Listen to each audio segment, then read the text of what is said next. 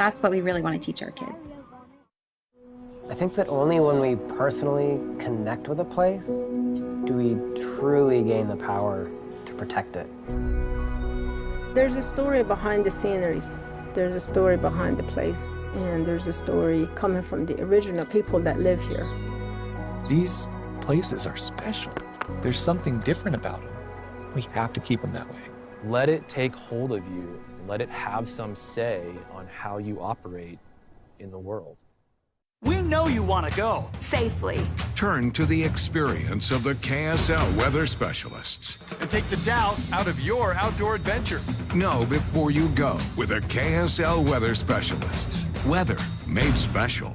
Get the 6-step process that I've used every day at my job that have helped people get exactly what they want. We need to ask a few questions. If you make the time for this process, I promise you, you will have those things that you exactly want. And I want to show that to you. Call Tom Stone at Guild Mortgage in Heber City. Tom Stone, MLS 257849. Guild Mortgage Company is an equal housing lender. MLS 3274. All loans are subject to underwriter approval. Terms and conditions may apply. Subject to change without notice. Dan Sluga at Wasatch Bag Flooring is extending his services to include quality paint products to complete your home remodeling needs. Locally owned and operated, Dan and his team can help you find the right flooring for your home with quality products from Mohawk, Shaw, Target, Godfrey Hirst, and many more. Since 2009, they've been exceeding their customers' needs by helping them select flooring that fits both their lifestyle and budget. They've got you covered at Wasatch Bag Flooring and Paint. Heber City Point S is locally owned and operated by Larry Rhodes and Brad Hyatt. They offer the best brand tires at low prices with extensive knowledge and experience of repair and services with no pressure sales. Only what you need. They've been taking care of cars, trucks, and trailers for over 20 years. No appointment needed, conveniently located, free shuttle service, and free Wi-Fi. Take $5 off your next visit when you tell them 94.5 The Peak sent you over. That's Heber City Point S. Napa know-how. Your local Napa Auto Parts, Wasatch Auto Parts at 105 North Main Street in Heber City. Stocks auto parts, tools and equipment, and many other items for heavy-duty trucks, marine, and farming equipment. Stop in today at Wasatch Auto Parts, 105 North Main Street in Heber City, a proud sponsor of Wasatch Wasp Sports. Napa know-how.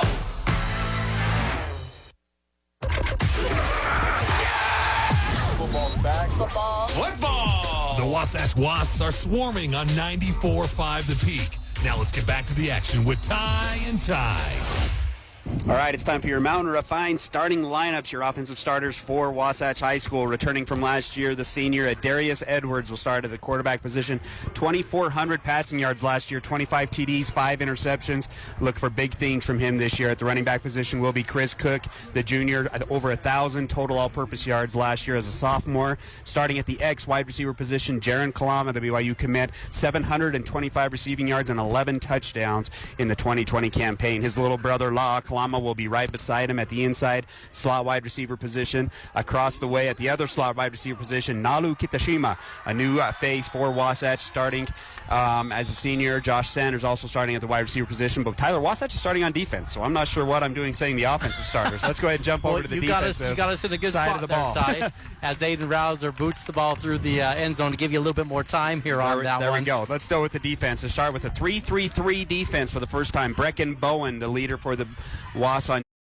The team down south. So rivalry games mean everything, no matter where you're at. So this is a great way to start the season. Let's get it started. Wasatch will kick off. Park City will receive. The 2021 high school football season starts right now.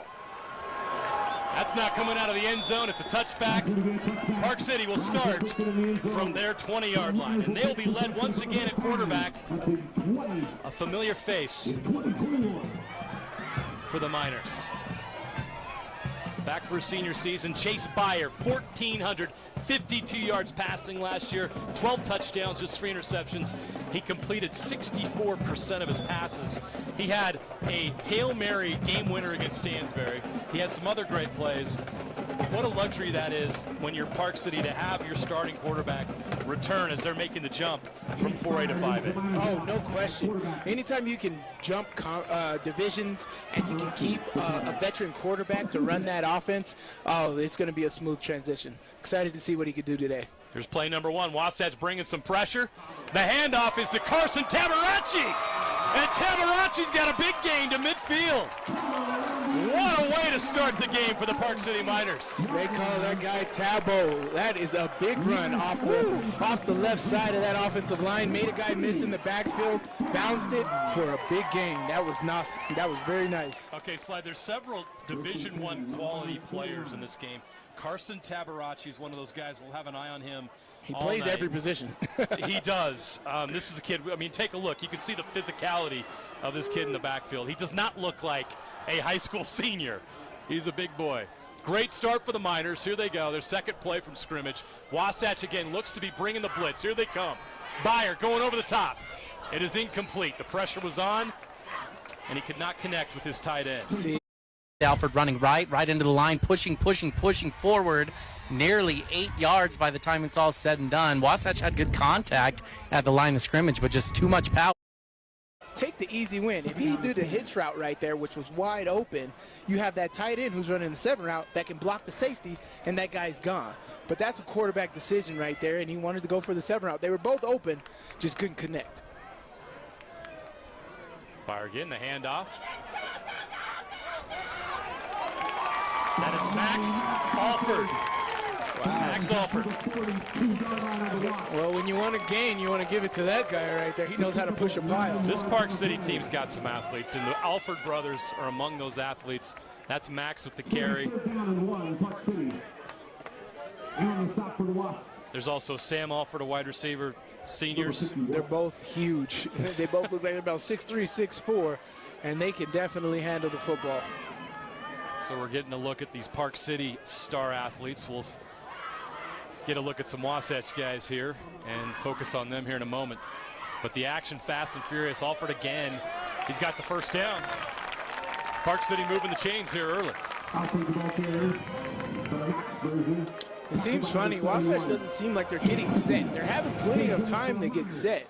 But I don't know. They're not getting in their alignments soon enough to be able to move that offensive line. That offensive line is a juggernaut right now. They're getting set. They're a well-oiled machine. Park City's come out here and smacked them in the mouth. No question. Well, Wasatch doesn't look like they're getting set quick enough. Set up here. Byron. Pistol shotgun. He's got pressure. He's going to run it. He's got a first down. And a 12-yard gain for Chase Beyer. Great decision right there by Chase. You got what we call cover black, which means we want to do a blackout defense, send 8 defenders into coverage. Not many people are going to be open. You only have 5 eligible receivers. Great decision by the quarterback of pulling it down and getting the first down with his legs. He's mobile, as he just shows you there. This is where experience pays off. You got a quarterback who's not nervous at all. Tabarachi. Oh, big physical run. Didn't get too much, about 2 or 3 yards on the gain, so a positive for the defense of Wasatch. They haven't had many so far. Right, but it was a great job. Yeah. You know, when you have outside runs like that, you want to set the edge. That's exactly what they did right there. They set the edge, made Tabarachi cut it up, which is where your other defenders are. So they were able to stop that so it wasn't a big gain, unlike the first play of the game. Also want to mention the third member of our broadcast crew, 2-time Ray Guy Award winner, Tom Hackett, is down in the end zone. He'll join us momentarily. This drive, fast and furious. Beyer with the pitch. This is Alford. He's going to throw it. Going deep to the end zone to his brother. It's a little too long. Alford to Alford. That almost worked. It was there. He just had a little bit too much on it. I think he got really excited because he should have ran it. Did you see how big the hole was? There's the replay. Look at this hole he had. I mean, there was a safety coming down, but he could have made that safety miss. And if he made that safety miss, because that safety was coming fast, and all you got to do is set him up and make a nice juke, which he can do, which you saw on the other carries. That's a touchdown for him because there was no other defenders right there. Great play call. Just needed to put that ball on the money. It was just a little too strong, but Park City now facing a 3rd and 9 as well as their offense has played on this drive. They're now in a tough situation here. This is a big opportunity for Wasatch to get a stop. Byer. He's going deep. He's open. He's got a first down. That's number 13. Joseph Eldridge with the catch. Yeah, I mean, big plays, right? Wasatch, great job. How important is it for you to get a stop? When you see highlight films of NFL teams, college teams, what do they always say? Get a stop right here, get a stop. They got 2 big stops right there. Put Park City in a 3rd and long, but you gave up the big play. Yeah. And all Eldridge did right there was run a stick route. Run to the first Wasatch down. playing too soft there in your opinion? Too soft. Okay. Too soft. If they're going to do it, they need to have an underneath defender, which we play cover 3, and we send either the safety or the defensive end under that just to protect that route. Again, Byer and pistol. The handoffs to Alford. He's got to hold up the middle, bouncing off defenders, but they're going to bring him down at about the 9-yard line.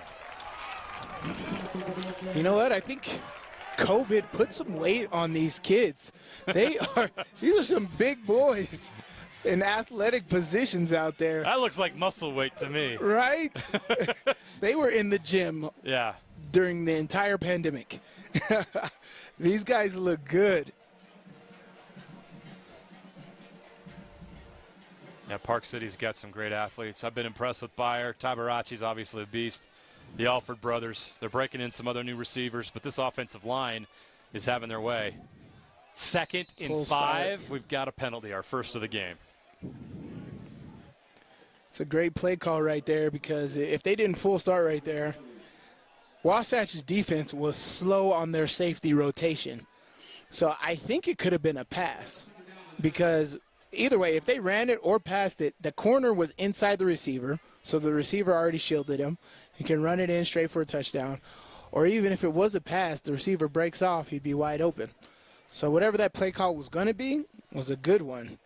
Just a full start by the offensive line. Wasatch with a 3-3-5 defense. So far, Park City's been able to do what they want. Byer. That's short. That's incomplete. That'll bring up 3rd down and 10 after the penalty. Get a stop, right? If Wasatch can come out of here with only giving up a field goal, everybody knows. First game of the season, first drive, there's jitters all over the place. You saw Park City come out with some monster plays, but that'll be a huge momentum shift in this rivalry game if Wasatch can come out of here with this, just giving up a field goal. Bend but don't break. Let's see if it works. Exactly. 3rd and 10. Park City. Tabarachi is in the backfield now. Split next to Byer. There's 4 receivers. Byer's got his pick. He's gonna scramble. Great defense. Left. Great defense. He's gonna keep. Great defense. And he's gonna go down. Great Terrific defense by Wasatch. Oh my gosh, I love the bluff blitz. The outside linebacker in the 3-3, he came down right here and then got right under this receiver, so the angle was bad for him to come off. And then came back and didn't allow him to run. Great job by this outside linebacker right there, coming to balance, making the tackle. Oh, Park City's going for it on 4th down. They got their offense in there right now. That is not a special teams unit. So it's a rivalry game. It's game 1 of the year, and Park City is here to win. This is when you do that sprint right option. Let's see what they do here. Byer. Oh, bootleg. He's rolling right. He's got a man. He's caught it. Make the play. Can he get there? Great defense. He did not. Wasatch holds. Great defense. What a defensive stand by the Wasps. It's exactly what you want to do in bootleg. You want to keep your pads square to the offense, because no matter where he throws the ball, you got to go laterally to adjust and keep the balance. Great defense by the Wasatch Wasps. Great execution on the bootleg. That play normally gets people discombobulated, but Wasatch played it perfectly. They knew they weren't running. Yeah. Great job. Look, all these defenders all over the place. Watch Jaron Kalama from the safety position come up here and help finish him off. Perfect. We'll talk about Kalama here a lot now that the offense is out here. Jaron Kalama is a BYU commit. So if you're a BYU fan watching this, keep your eye on number 3 for Wasatch. He's split on the short side of the field, number 3. This is a Darius Edwards, the quarterback. Swings it out to his running back. Oh, face mask.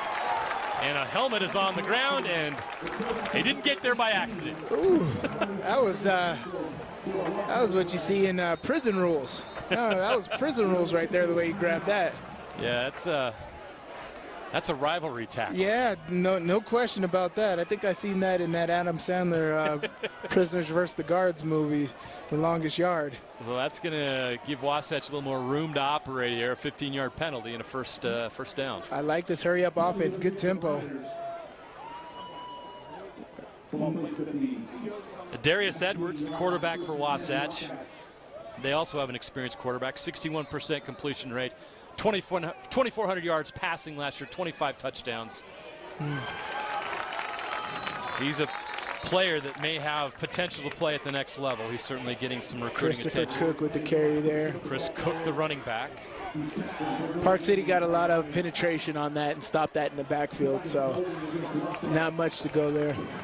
Well, 5 minutes in, I think that Park City is winning the line of scrimmage so far. I would agree. I mean, just got a holding penalty on Wasatch, pushing them back. All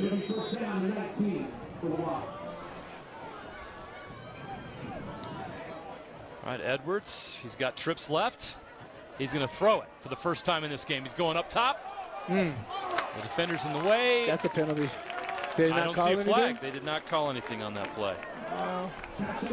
Josh Sanders, the intended receiver. That was good. I mean, again, what is the negatives of running no huddle offense? The ability to control the game is minimal. Yeah. They are running absolutely no time off the clock, giving their defense no break, and it's already third down or second down here. Edwards going to pitch it out to Cook, and he's wrapped up. He had no chance. Uh-oh, another flag out. Let's see what this is. Two minors get in on the play, but we do have a penalty flag. Here's another look at the play.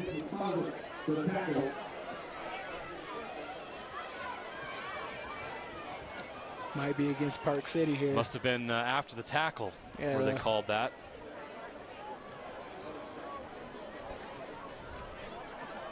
Maybe something was said. I don't know. I didn't see anything that seemed too extreme. But unsportsmanlike conduct. The referee's going to set the tone early in this rivalry game. Wow, Park City fans don't like that call. I understand that. There's a lot of emotion in this game.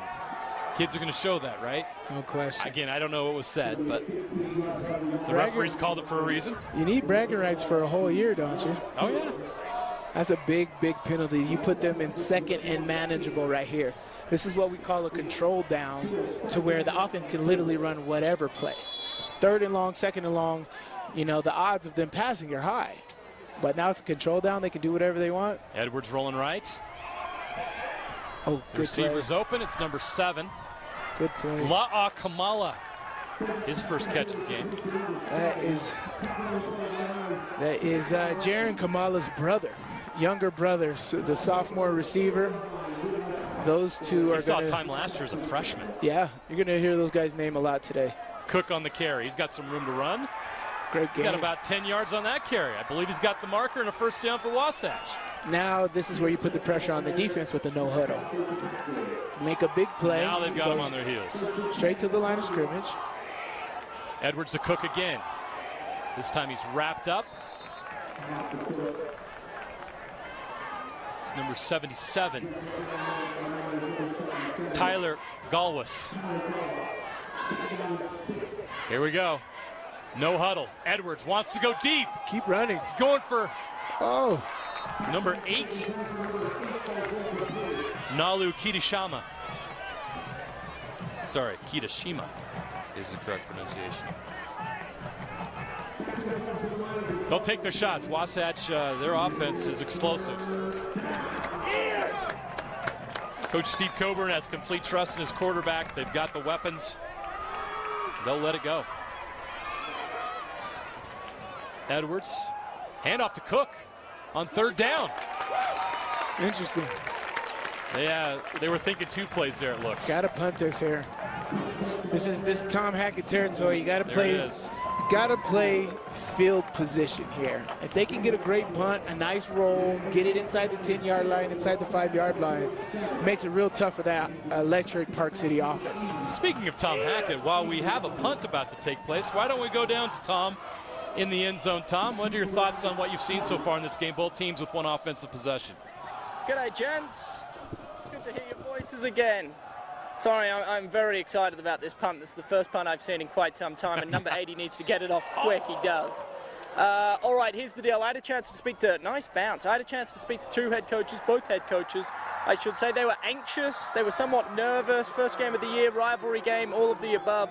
Here's one thing I need our viewers at home to keep an eye on, and you guys have touched on it, but Wasatch's offensive and defensive lines have got no returning starters on either of them. So they got off to a bit of a slow start, but they seem to have found some sort of form over the last 5 to 6 minutes. So it'll be fascinating to see. Coach Coburg from Wasatch, when asked about his offensive and defensive line, said, quote, "They're going to grow up very fast this evening." Guys, back to you. Thank you, Tom. We're seeing that so far. That's great information right there. Nobody returning on that front line on both sides of the ball.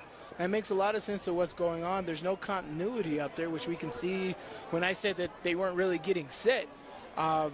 There's no real leadership, so that's definitely telling here. Well, when you got your ball at their own 2-yard line, it's good to have Carson Tabarachi in the backfield. That was Alford. That was Alford, but... Oh, was it Alford? I thought that was Tabarachi, my bad. So Alford gets him out of that jam a bit. They got some room to breathe. First down for Park City. That's all you got to do, move the chains. If you have a good running game, that's the foundation of a good offense. You know, you can always throw the ball, but if you can really run the ball, you'll keep the defense on their heels every single week. Byer with a high snap. Takes care of it, though. And there's Tabarachi. There he goes. Tabo is what they call him. Tabo. That's a good nickname for a young man of his stature. He is strong.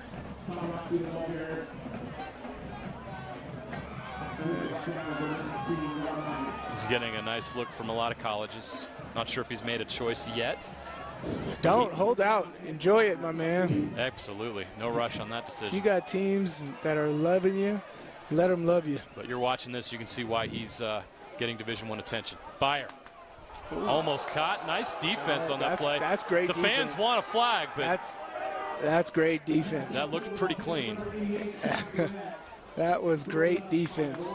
Great timing. Look at the safety come down. Sean Burnett, the intended receiver, number 88. Perfect tight defense. End. Perfect defense. Cade Luke, great defensive play right there. Great timing. Great transition with his feet. You know, as soon as he seen that receiver break, he set his feet and came straight back to the ball and made a great timely play on the ball right there. Third down and about 5 to go. Ball on their own 19-yard line. Byer under center. Alford in motion. Little miscommunication there. Byer's going to try the best to make something of it, but he's going to come up short. So a broken play on 3rd down and 5 is going to bring this Park City drive to an end. Figure they have to punt here. Oh, I mean, you know, that broken play got back some positive yards to make it manageable. Now you put Alford in and Tabarachi in. Go I formation. Let's go back to the Remember the Titans days and just power it home, just like the Little Giants. Correction, they telling the sign on the field says 4th down, but it may be 3rd and 1. Wildcat. Tabarachi, either way, has a first down. Just pulled out the Wildcat. If I seen the Wildcat, I am blitzing. Forget whatever coverage I'm in. But that's me. I wasn't supposed to do that. But I made some plays. I missed some. It's the risk you take. It's the risk you take. Yeah, that's where I thrived in high school. I'd see stuff like that, and I would blitz before the offensive linemen even got out of their stance. Really? And I would stop it. Just play recognition here. Let's see. Byer. Got twins. Hits, but he misses. Got hitch routes in the slot. A little behind his receiver. The sun was in his eyes right there, so not sure if he was supposed to fade back out or Byers decided to throw away from the defender. Almost looked like he was throwing back shoulder there. Yeah. Just a little off target.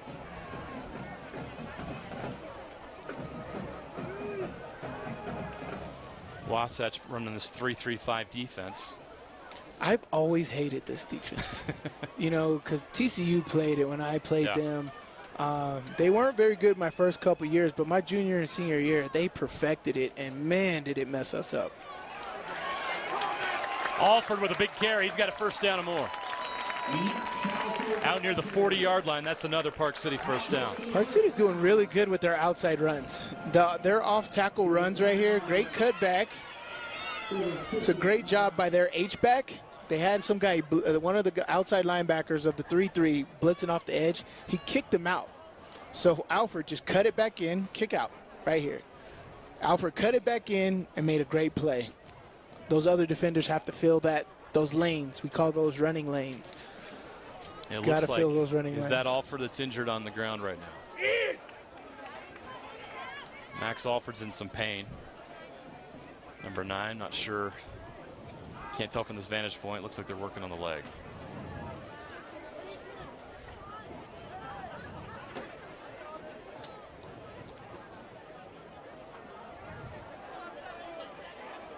That's no good. Hopefully it's not cramps. You know, that's one thing you do get early in the year. The first game of the year is hot game. You get cramps really early because you've been hitting in warm-ups. They're dressed in all black. He's getting up. It looks like, I mean, that's a good sign. He's walking off on his own power. A little bit of a limp.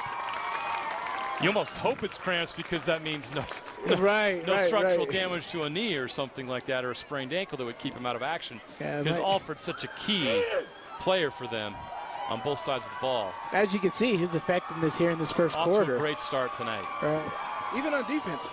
He's been playing outside linebacker, setting the edge on a lot of the runs against Wasatch. So he is a key player both sides of the ball for this football team. He'll go to the 10th. They'll work on him. Let's hope to see Max Alford back on the field shortly. As for now, Park City will go without their leading rusher. We got Tabarachi in the backfield now. 4 receivers, 2 on each side. Byer takes the snap. Going deep. Nice, wide open. Throwing the fade. He's got him. Big gain down to the 26-yard line. Great look. That corner was in trouble. Look how tight this corner is playing. Perfect pass. So, that's so hard on the defense. So that's a switch route. So the second receiver right here came from the slot, went around the first receiver to get wide open on the outside. These are just basic rules within the defense that, depending on which defense they're in, that corner took the #1 receiver. So when the #1 receiver came inside, he went inside, allowing that slot receiver to come wide open. Byer looking go to deep again. Oh, he missed him. Got open down the middle of the seam and could not hit him. That's something Wasatch is going to have to fix, because as the offensive coordinator of Park City, I'd go right back to that, because that seemed like that was the responsibility of the outside linebacker. If 2 goes up, doesn't make a flat move, you got to go with them, whether he's a receiver, tight end, or whatever he is. And that linebacker had no clue. I would go right back to that. That would be a touchdown. We got an issue for Park City now, a spot foul. It's going to back it all the way down to the 40-yard line. So they're going to go from the 26 to the 40. That hurts. They've got to get down to the 16-yard line for a first down. So they'll try to start chipping away here. First down and a long way to go. Sam Alford down at the bottom of your screen. Keep an eye on number 3. Byer looking out that way. He's going to dump it off to Tabarachi. Gets a little bit of yards down the sideline. He's inside the 35-yard line. How about Byer feeling the pressure and getting into his outlet right there? Look at this. Great blitz by Wasatch. Gets through. Look at this. Get it out. Most people would have thrown it downfield. That's great Great pocket presence there Yes, by Byer. no question. That I don't think people understand how hard it is to have recognition like that and to actually deliver a good ball to your outlet with the heat on you. That reminds me of the Michael Vick experience back in the day. They're just throwing everybody all the way around. You know, when you have a quarterback that has that ability, throw down the field. He can run when he needs to. And then in moments where it's panic time, he's calm, cool, collected, and he makes a play like that, where a simple dump off to your running back, a simple check down like that when you're about to be tackled, while people are, they're coming down on him. You got a 10-yard, almost a 15-yard gain that gives you a chance to keep this drive going. Yeah, because if you take a sack right there, you have the potential for a sack fumble. Yeah. Because I'm telling you, as a defender, you're going for the quarterback. You're also going for the football. And so the sack fumbles are really high because that's what defenders are keying on. So you have the opportunity for a turnover, getting injured by getting hit with a big hit, but great pocket presence by Byers. Oh. We have a new quarterback here. He's wide open. Touchdown, Park City! Wow! That's Braden Byer with the catch. The Miners strike first in this rivalry matchup. We don't have that quarterback on the roster sheet here, but great pass on the money, right in the front pocket. Oh well, if you want to make a splash, great job. So it looked like there was a blood issue with Byer. They bring in this backup quarterback, and this is what he does? I mean, I apologize. We don't have his name on our roster. That's almost like they did it on purpose. It worked. Act like you're injured, kid. Come Terrific strategy. Oh, great pass. Right on the money. Floating outside the pocket while you're on the run. Again, not an easy throw. Not an easy throw. Very easy to overthrow, underthrow. You know, these Wasatch defenders, their corners, they get what we call watching TV. Their eyes are in the backfield when they should be on the defenders. All these receivers are blowing by these cornerbacks, and they have thirds or deep coverage, which means nobody should be getting behind you. These Wasatch defenders need to pick it up, or Park City might as well just do that all game. As I said, that switch route, they don't have that technique coordinated right. And then that was just a straight streak right there. Got right by the defender. Easy play right there, but great pass. Right on the money. Park City strikes first. The extra point is no good, so it's a 6-0 Park City lead with 2 minutes and 11 seconds left here in the first quarter. Let's go down to Tom Hackett on the sideline. Tom? There is some bad news down here on the Park City sideline. The senior running back Max Alford has ice on his right knee, and it seems unlikely that he will return this evening. Now keep an eye on it, but not looking good for Max down here on the sideline. Thanks, Tom. That's not good news for Park City.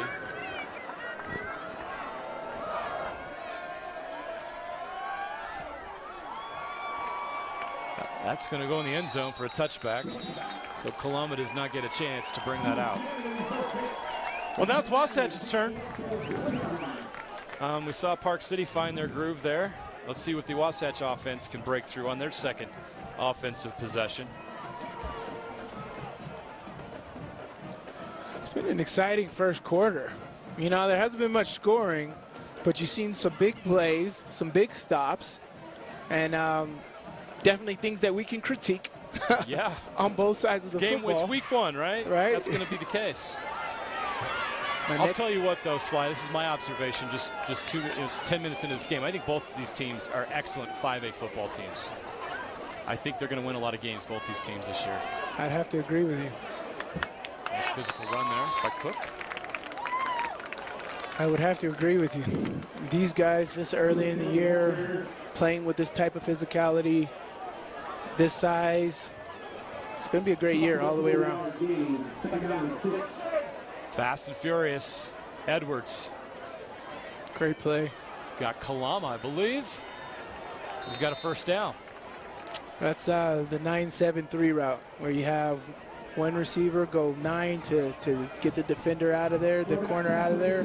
Then you run a 7 route and a 3 route, a short route. So you have a short, medium, and long route as the options. It's a nice 9-7-3 sprint right option. Edwards. Oh, pump fake. Oh, pump and go. He's got his guy. He's got the ball. And a touchdown was just saved on that tackle, but that was number 8, Nalu Kidashima. He's moving the chains, and again, here come the Wasatch Wasps. Cook with the handoff. He's upended by number 44. I know they're going hurry up, no huddle here. They got to make sure that their offense is all set before they hike that football. Carson Navarro with the tackle. Beautiful, nice hit over Edwards. the middle. It's Woo. caught. It's number 8 again. Yeah, this is getting Park City a little discombobulated. There was a couple receivers wide open there. Kidashima with the catch. La'a Kamala was wide open over the middle.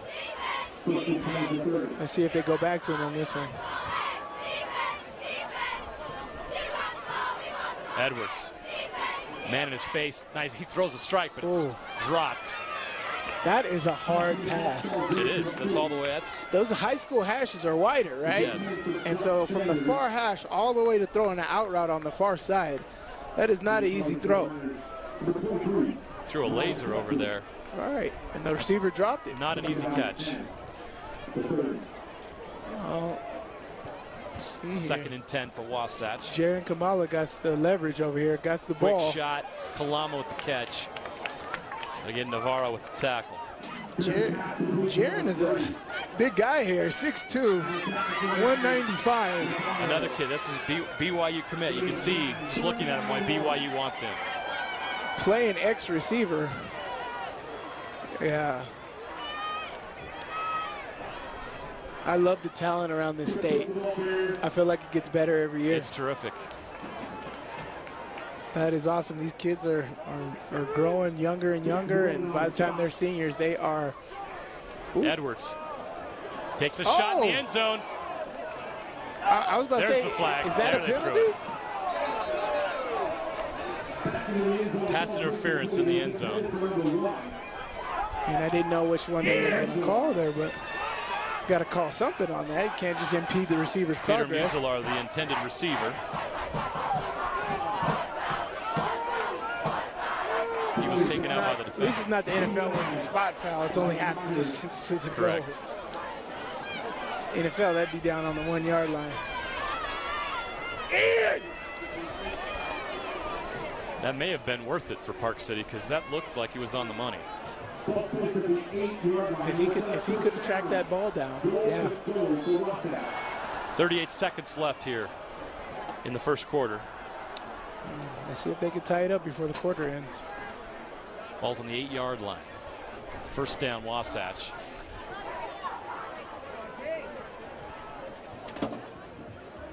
Edwards. Oh, yeah. Over the middle, oh, too yeah. far. Oh, my gosh, that's exactly what I would have did.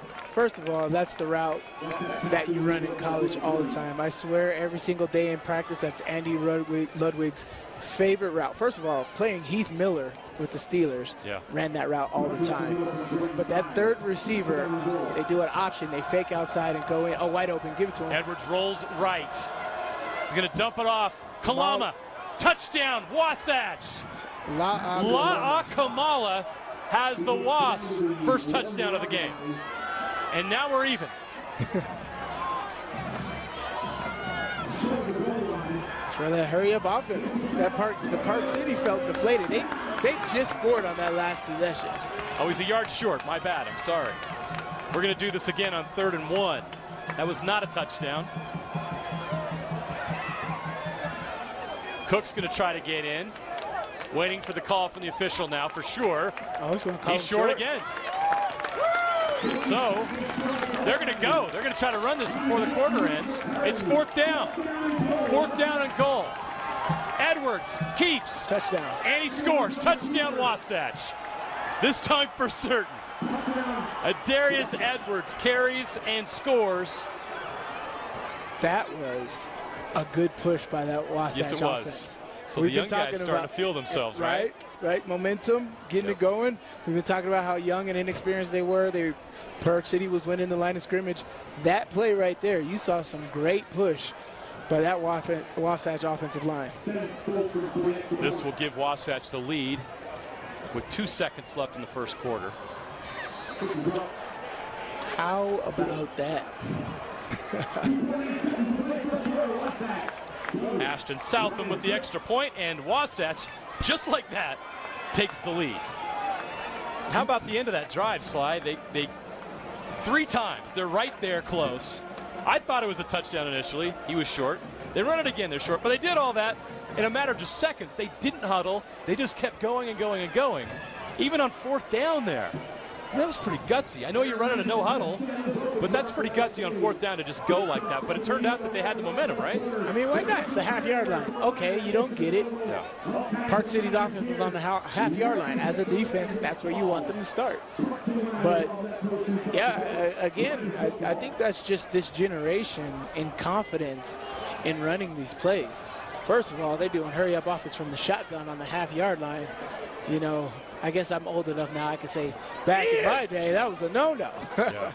But yes, I mean you've seen the discombobulation on the Park City defense with this hurry-up offense. They're not able to respond quickly, and this is Park City's fault. They need to. The defensive coordinator needs to say, we're running one play, cover 2. Know the play every single time. They're running hurry up, line up, do the same thing every single time, but do your job and make a play. That way you don't have to think about what play it is, what's down distance. Like, look, it's cover 2. I'm in shaded front, whatever it is, I'm getting down, I have my responsibilities. My responsibilities is the same every single time. Simple, simple, simple. When you're playing hurry up offenses like this, you got to make it simple on the defense.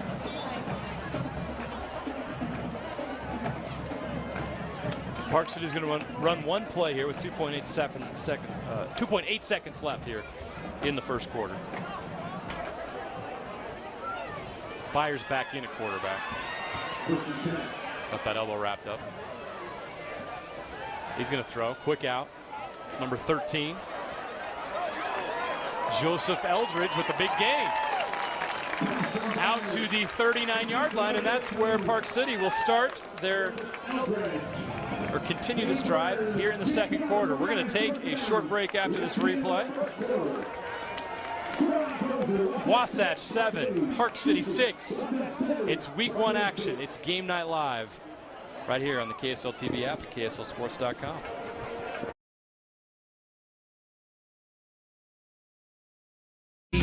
They've been taking care of cars, trucks, and trailers for over 20 years. No appointment needed, conveniently located, free shuttle service, and free Wi-Fi. Take $5 off your next visit when you tell them 94.5 The Peak sent you over. That's Heber City Point S. Napa know-how. Your local Napa Auto Parts, Wasatch Auto Parts at 105 North Main Street in Heber City stocks auto parts, tools and equipment, and many other items for heavy-duty trucks, marine, and farming equipment. Stop in today at Wasatch Auto Parts, 105 North Main Street in Heber City, a proud sponsor of Wasatch Wasp Sports. Napa know-how. It's game time! Let's do it! Ready? The Wasatch Wasps are swarming on 94.5 The Peak. Now let's get back to the action with Ty and Ty.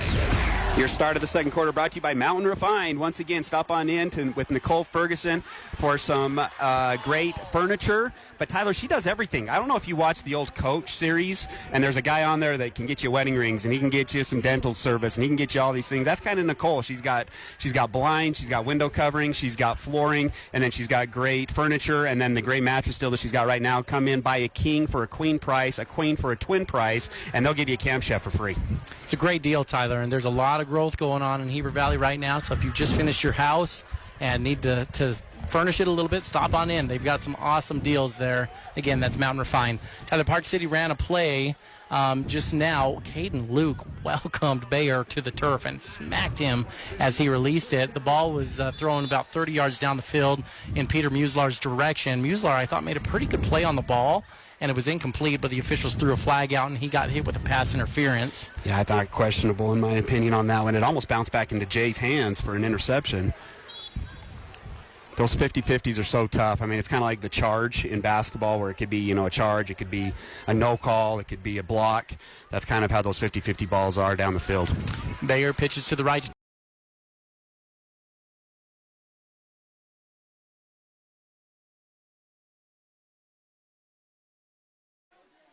Bayer took a shot.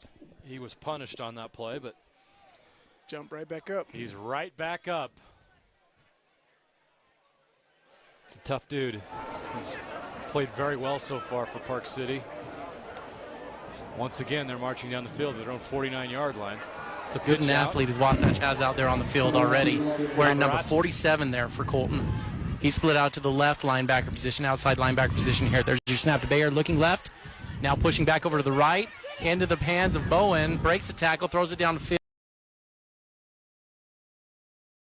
This is controlled down. And one thing I haven't seen yet is a screen. Felt like that's been a big part of offensives lately, is the screen game. See if they pull that out here.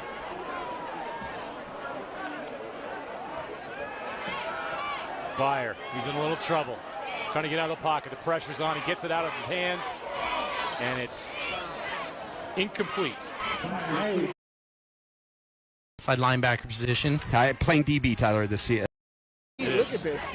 The pocket is closing. You got the D end right on you. Stiff arm. Still takes another shot, but he's able to elude this pressure really well. Very, very impressive. Sean Burnett, the tight end, the intended receiver there. Brings up a 3rd and 8 for Park City.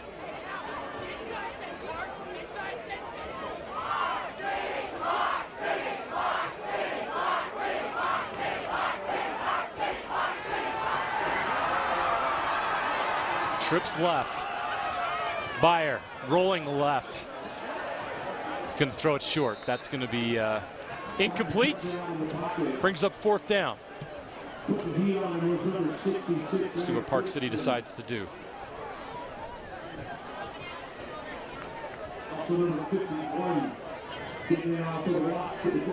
It's confidence, man. We don't see much punting.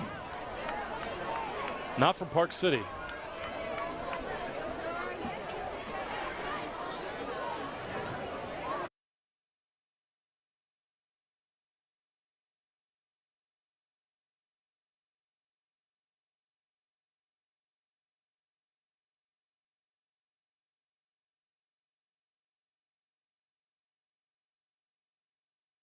This is essentially a 4th and long at midfield, and you're going for it. You have the opportunity to punt it, put your defenders deep in their own territory. Oh, yeah. Okay, Ben Roethlisberger punt. Okay. Yep.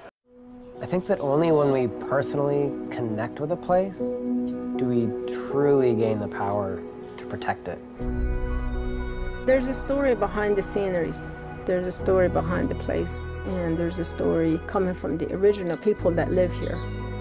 These places are special. There's something different about them. We have to keep them that way. Let it take hold of you. Let it have some say on how you operate in the world.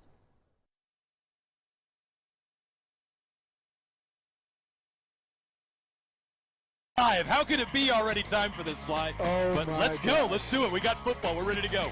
I'm excited, and I haven't even warmed up yet. These guys are lucky I'm not putting pads on today.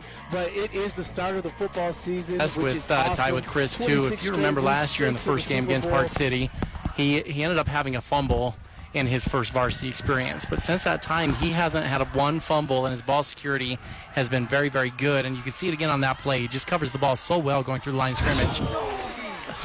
You can hear from all the O's as I'm lagging behind and Tyler grunting that Edwards had a man wide open coming across the middle. That was Law, and nobody was within about 15 yards, and he just threw the ball out a little bit too far out in front, incomplete. Otherwise, that might have been a house call. So rare, Tyler. I mean, AD and Law have been locked in practice. Just so rare to see that. Now we have a 3rd and long back in our own 10-yard line. It's about 3rd and 11 here as Edwards gets set. Chris Cook on his right hip.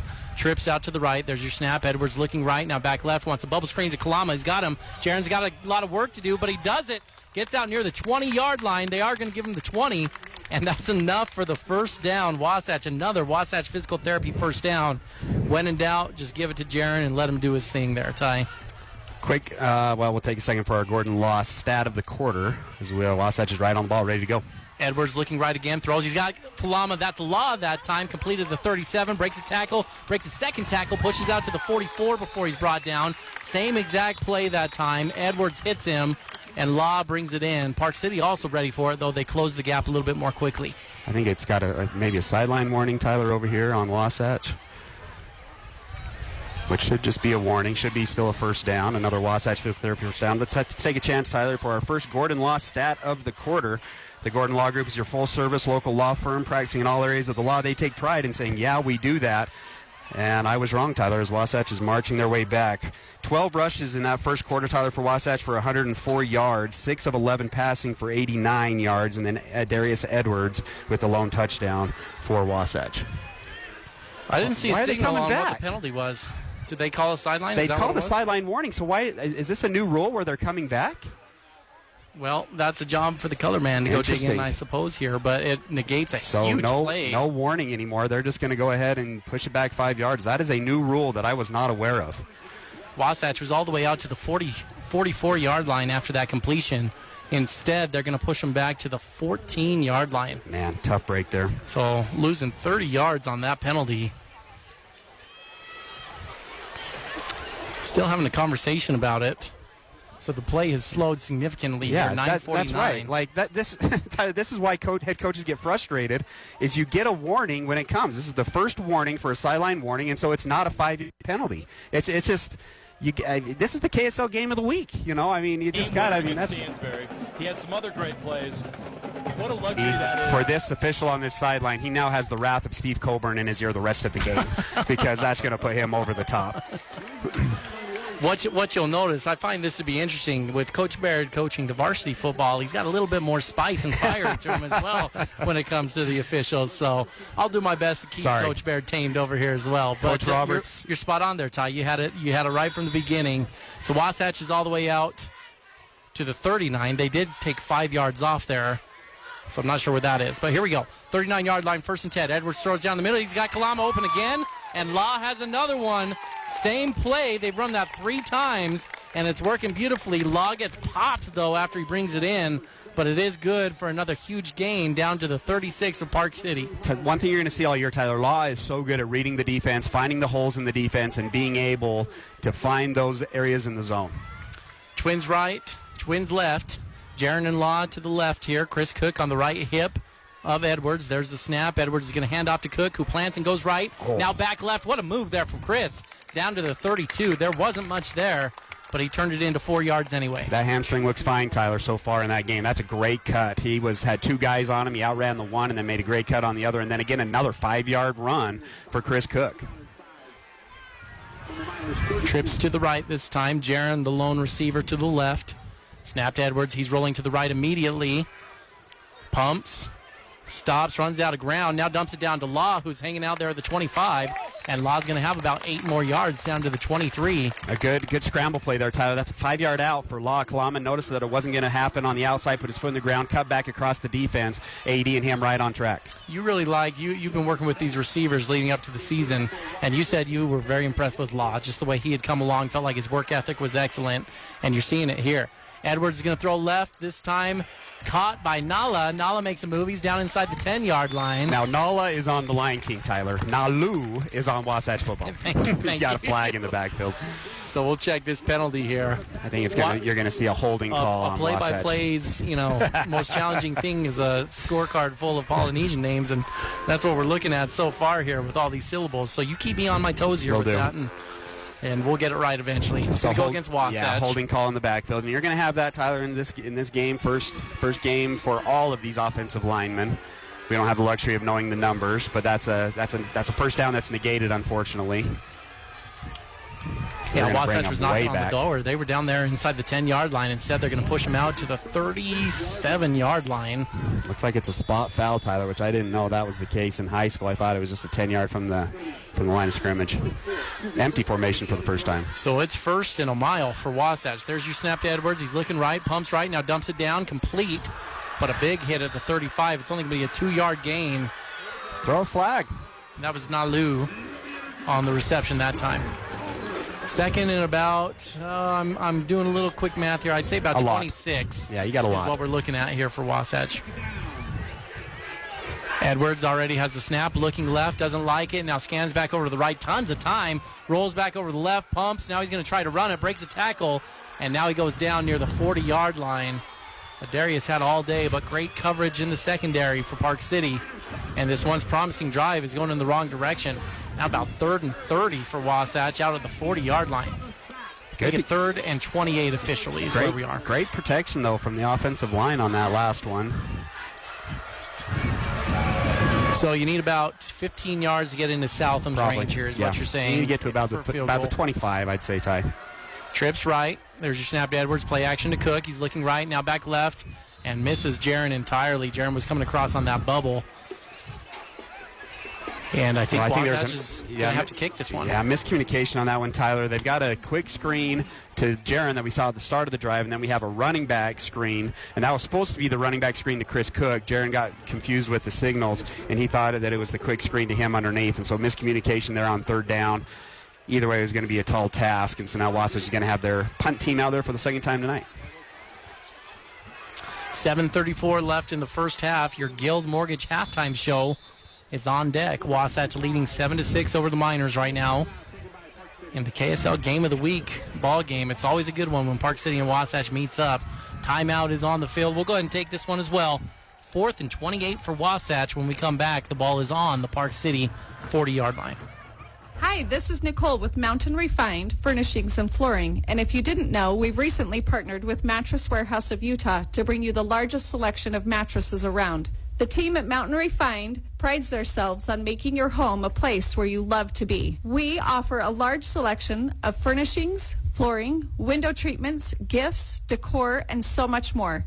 If you haven't been by lately, stop and check it out. You'll be pleasantly surprised. We're located at 480 North Main Street. This is football. Let's play, fellas. Now, back to the action for more Wasatch Wasp Sports with Tyler Moss and Tyler Baird on 94.5 The Peak. Thanks for joining us this evening. We've been excited to get on the air. Wasatch in their opening game of the season at Park City High School right now. They are leading 7-6 over the Miners, but right now it's 4th and 28 for the Wasps. Aiden Rouser is in to punt this one away, standing at the Park City 45-yard line to receive the snap. Snap is good. Aiden's got it secured. No pressure from the Miners, and Aiden gets away a beauty. Nice spiral, hits at the 10, goes backwards, and it's going to be down by the Wasps. About the 15-yard line is where they're going to hit that. So Tyler, I'm interested to hear what your impressions are of this football team. We're, about a minute and a quarter into this a quarter and a half into this first game. Your impression so far of this team? Really like what I'm seeing from Edwards. That's where I'd start with this. I think he looks good. He looks in control of the offense. And La Kalama has been the one that's jumped out to me so far. The offensive line has held up its own for the most part in this.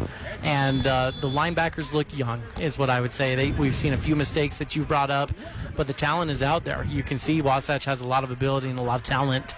And so you've got to be patient through the learning curve, as I'd say, early on with this team. Park City at their own 16-yard line. Bayard's going to try to throw over the middle. Got a man open, tripped up. See if they throw a flag. That was inadvertent. Oh, that's a good flag. And the ball was not catchable in the first place. So no flag comes out. It'll be 2nd and 10. That's a good wide receiver technique, though. You see the ball's way overthrown. Trip. See if you get a flag. Throw your feet out there for that. That was William McCurdy, a speedster. Yeah. There. He's only a sophomore, but the kid can really fly. Yeah. these are some of these names you just hear at Park City, right? McCurdy, Alford, Tabarachi. Yeah, these names that just keep repeating year after year. A couple of basketball news, Tyler. If you remember Mitchell Lind for last year, who went off against Wasatch, he's now a Wasatch Wasp. Yeah, his family relocated to Wasatch this year, and his little brother, who's a freshman, I hear is just as good, if not better, than he is. Be nice to get that 30 on the Wasatch side rather than against them. Yeah. Hand off to Tabarachi, who is just barreling through Wasatch players right now.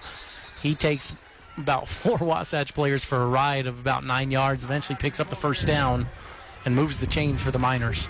Both offenses have been able to get first downs, Tyler. It's kind of interesting. It's only a 7-6 ball game at this point. It feels like it should be higher than that with the way both offenses have been able to move the ball.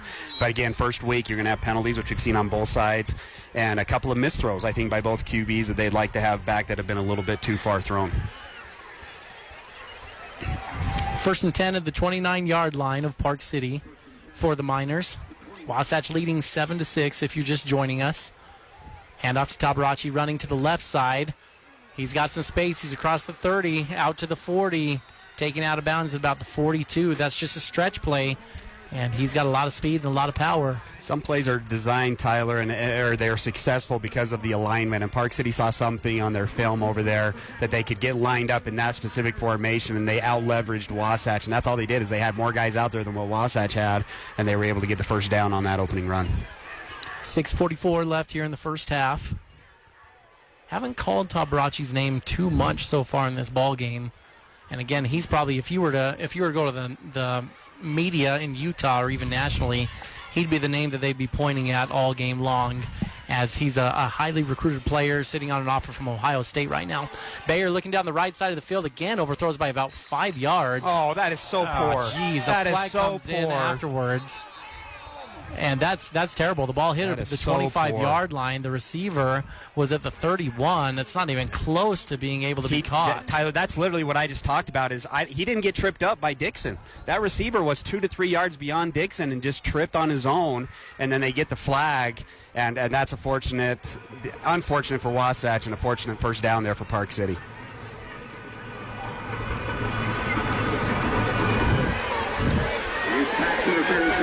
Speechless, Tyler. That's what's happening to us.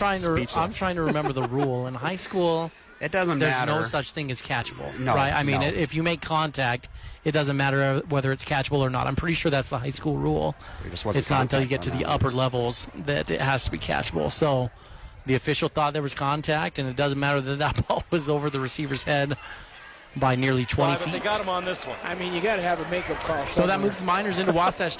I mean, you let the first one go. Wasatch gets comfortable, and they do it every play. As I said, you might as well just run streaks all day if I'm Park City, because Wasatch is letting you get behind them every single time.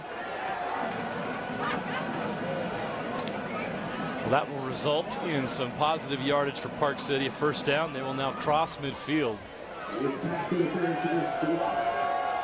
6:38 remaining here in the first half.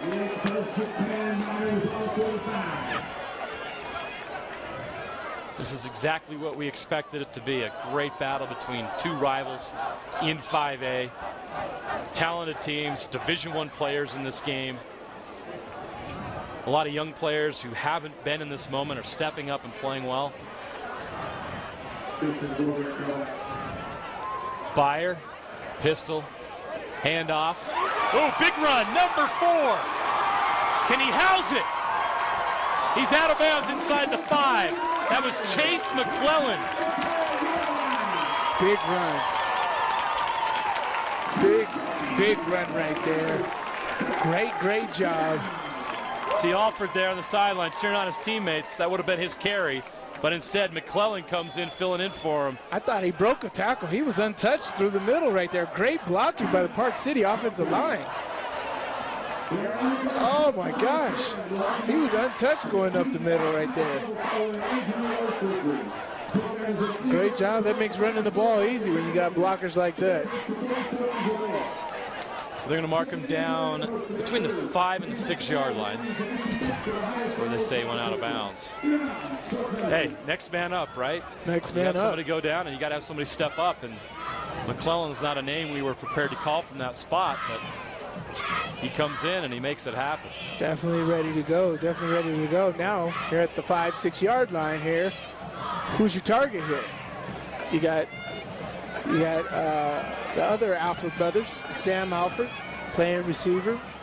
Big body over there, bigger than all of the corners on the Wasatch side. You could throw a jump ball to him, just like Calvin Johnson, who we just saw got inducted to the NFL Hall of Fame last week. Or, you know, you got Tabo. You got a big, big running back. So you have a few different options here, especially with your veteran quarterback. The chances of scoring are high. Let's see if Wasatch can make a stop here or just going to let this offense plug it in. Wildcat offense right here. Tabo in the Wildcat. Let's see. High snap. Bounce it. Keep going. He's down close. Is he fumbled? Is the ball loose?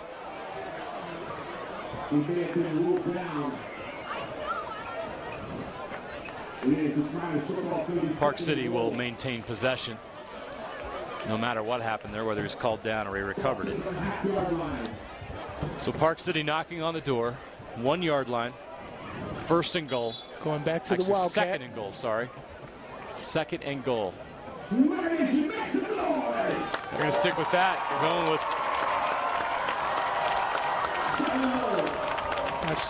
Tabo down inside. Again, a high snap. He walks into the end zone this time. Carson Tabarachi, touchdown Park City. Well, if you got him in the backfield, why not run the Wildcat? Oh, call it. Bring it back. Well, they got a holding. I didn't even see the flag right there in the middle of the field. That is unfortunate.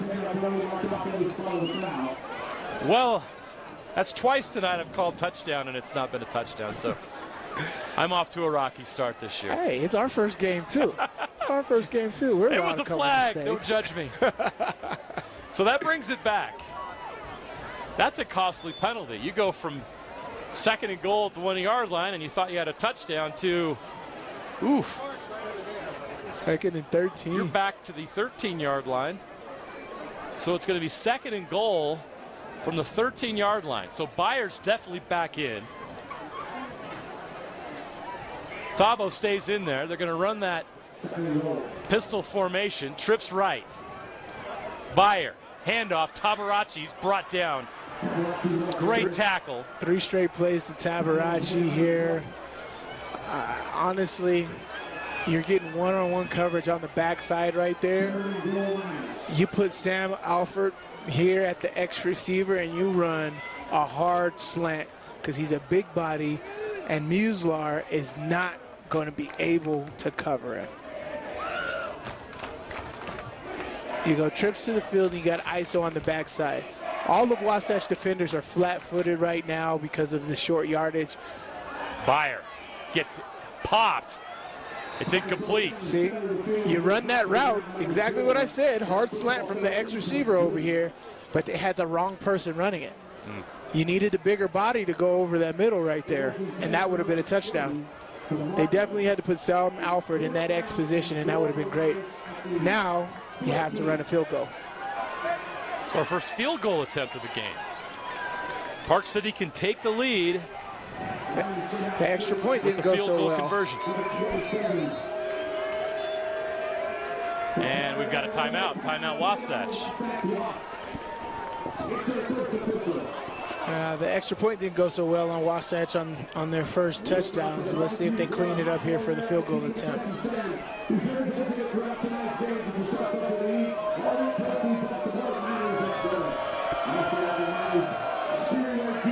It's been an exciting football game here. Beautiful stadium. The sun's finally going down, so the heat's going down as well. We appreciate that here in the box.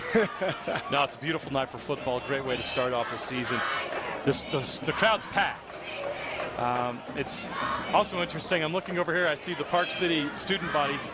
They've got the nice shirts with the sweaters tied around their necks. And then I look over at the Wasatch side, and they've got their hunting gear on.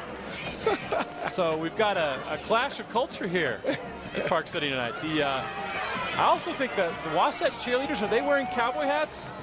Am I seeing that correctly? They are? Yes, yes. The Farmers versus City Slickers. City versus country. All right, here we go. A field goal attempt of 30 yards. Kick is up. It is good. Great kick.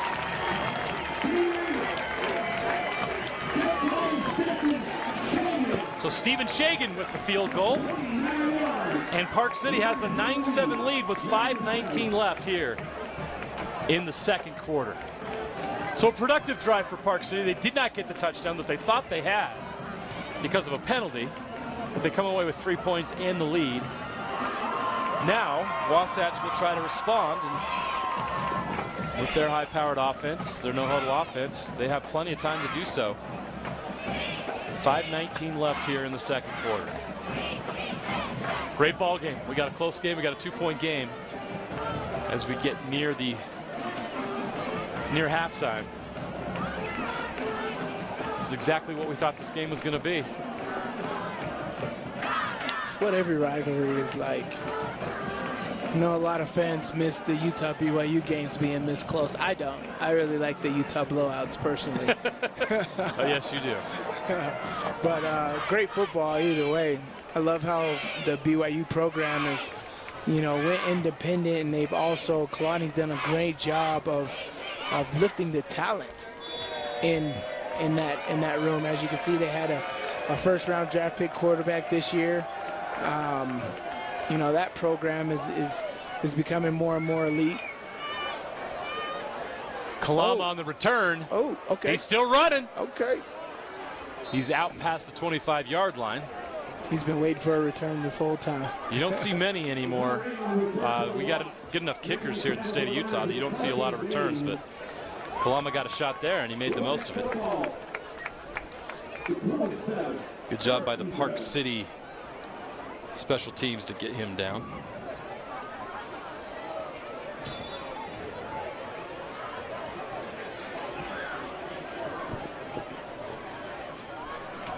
Let's First see. and 10, 27-yard line for Wasatch. This no-huddle offense is pretty good in this time frame. The end of the half, you can control the clock. The game's not out of hand. Let's see what type of offensive management they have here. Edwards going out to the outside. That catch is made. He goes out of bounds past the 40. That's first down, a gain of about 13 yards. Villa.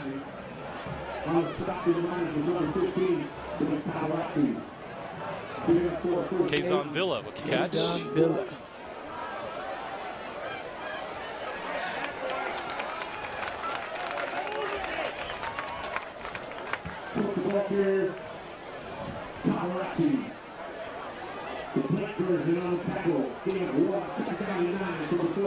The other Tabarachi, Blake Tabarachi, made that tackle. Blake Tabarachi is who threw the touchdown pass for Park City earlier in the game.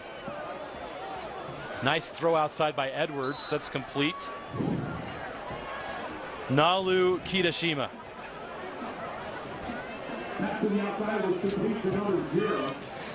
It's a sophomore that threw that touchdown pass. I think Park City's going to be in good hands the next couple of years. Yeah, he's got an arm. Ooh, Edwards takes a shot.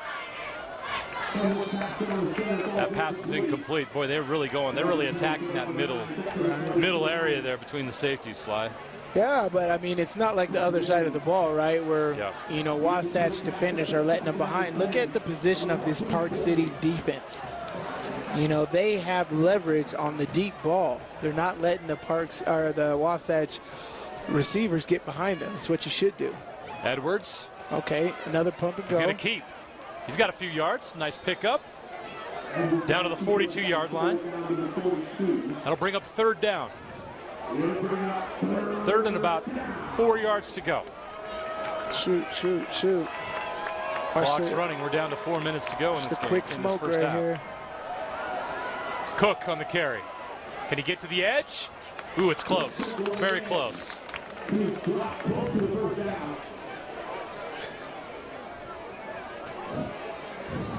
Really close. I don't think he's there though, so it's going to be fourth and short. They're not going to huddle or take a timeout. They're going to go. Cook, nope. It's Edwards. It's caught. Kalama down the middle.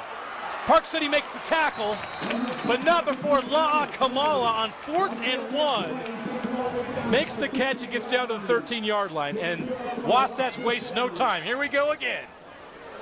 You got safety over the top. Don't go for it. He was looking for the one-on-one on the backside. That's not there. Edwards takes the snap. Cook with the carry. He tries to get outside.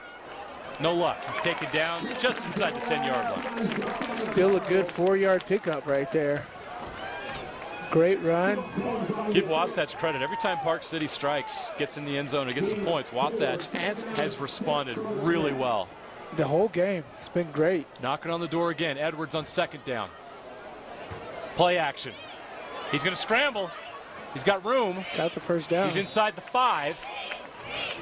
He's close to the marker. I don't know if he's got it. Very close. Oh, I spotted him short. About a yard short again, so it's 3rd down and short. About a yard. Edwards rolls right, throws, caught. La'a Kalama, 1st down at the 1-yard line. He is racking up a lot of catches and a lot of yards. La'a is just a sophomore. Right? His brother, Jaron, has been the star, but Park City's done a good job locking him up. But his brother, La'a, is eating today. Right. Now, speaking of, there's Jaron over the top. Touchdown. Touchdown, Wasatch. It's the Kamala Edwards show. to Kalama. It's the Kalama show here tonight. He's shaking up. La'a and Jaron are eating out here tonight all over Park City's defense. You don't want. I hope he's not hurt. I think he got the wind knocked out of him, because when you land on the football, and it gets right under that rib, that does not feel good. Okay, so he's out of bounds. I'm not sure yet if they're going to allow the extra point to take place while he's not in the field of play. But are those cramps? Yeah, that. We don't want anybody hurt, no matter what team they're on. So I'm hoping he's not injured. It looks like they're working on a cramp there. Do we have to break out the pickle juice already, Jeremiah? Is it pickle juice season? I think it is. I think it is. That's the secret weapon, I'm trying to tell you. How come no one's listening to you? Nobody's ever listening to me. There's no excuse. Yeah, oh, he looks like he's wincing in pain. Doesn't everybody know we've cured cramps? Right? Enough already. He got a whole second half here, buddy. Yeah, that's cramps. Yeah, he's that's cramping. a good sign. That's a good sign. Okay. Go get the pickle juice. Cramps feel a lot better after you just scored a touchdown. That was a tremendous play by Jaron Kalama. And you're a BYU fan watching right now. That's where he's headed after he's done here at Wasatch. And I'm telling you, if you're a BYU fan, you need to recruit his younger brother right now.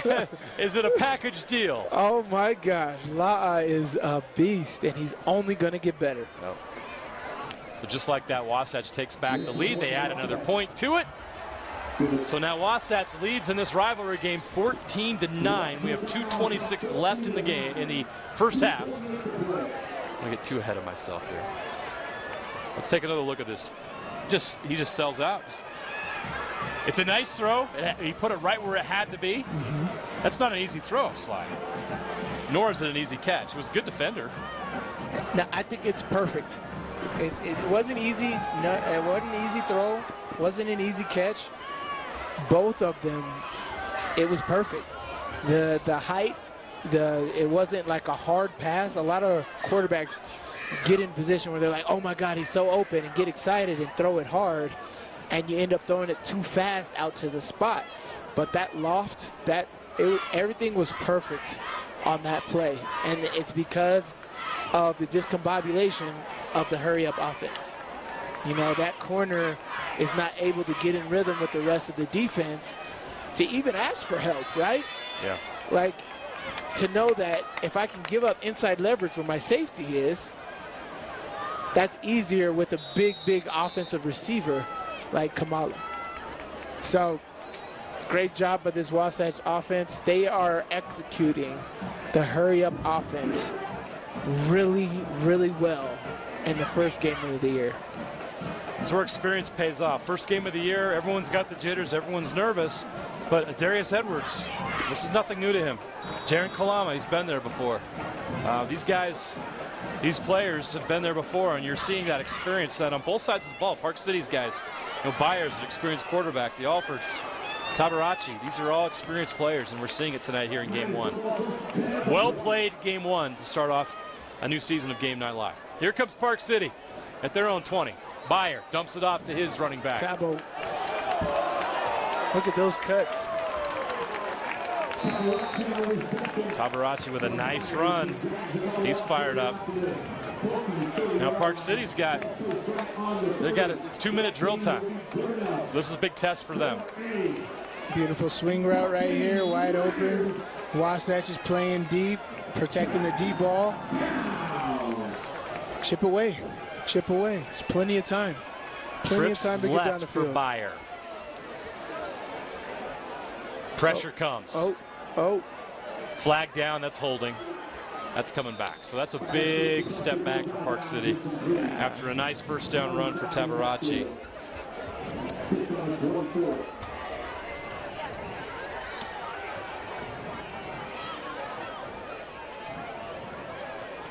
So a spot foul. This is going to push him back a ways.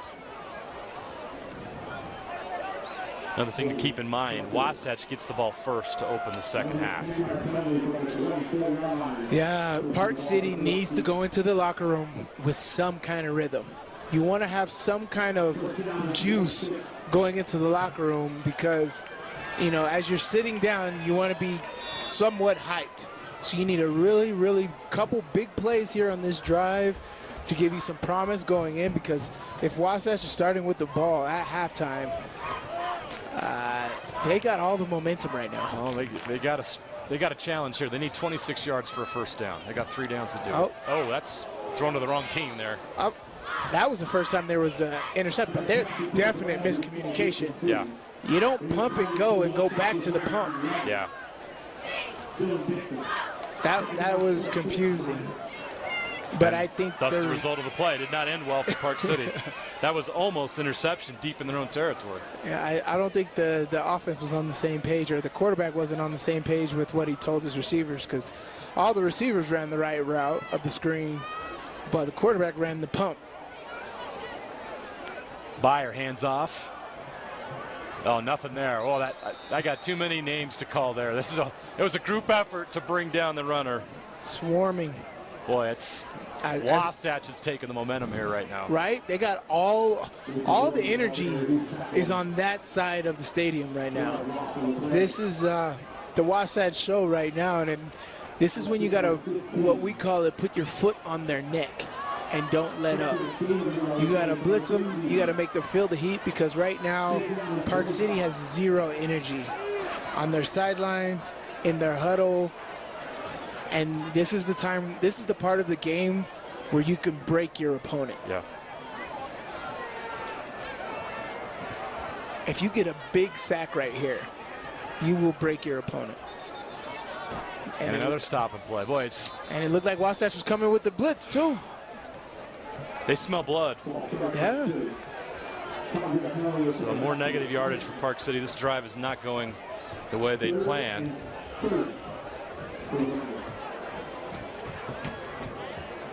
I tell you what, there's enough time on the clock.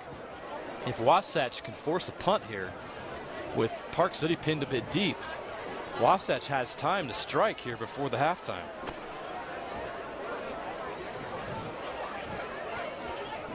This is an interesting situation for both teams. Park City's going to try to get something positive here and try to get a deep punt. He's going to go over the top. Great job. That was great. That was great coverage. Peter Muslar.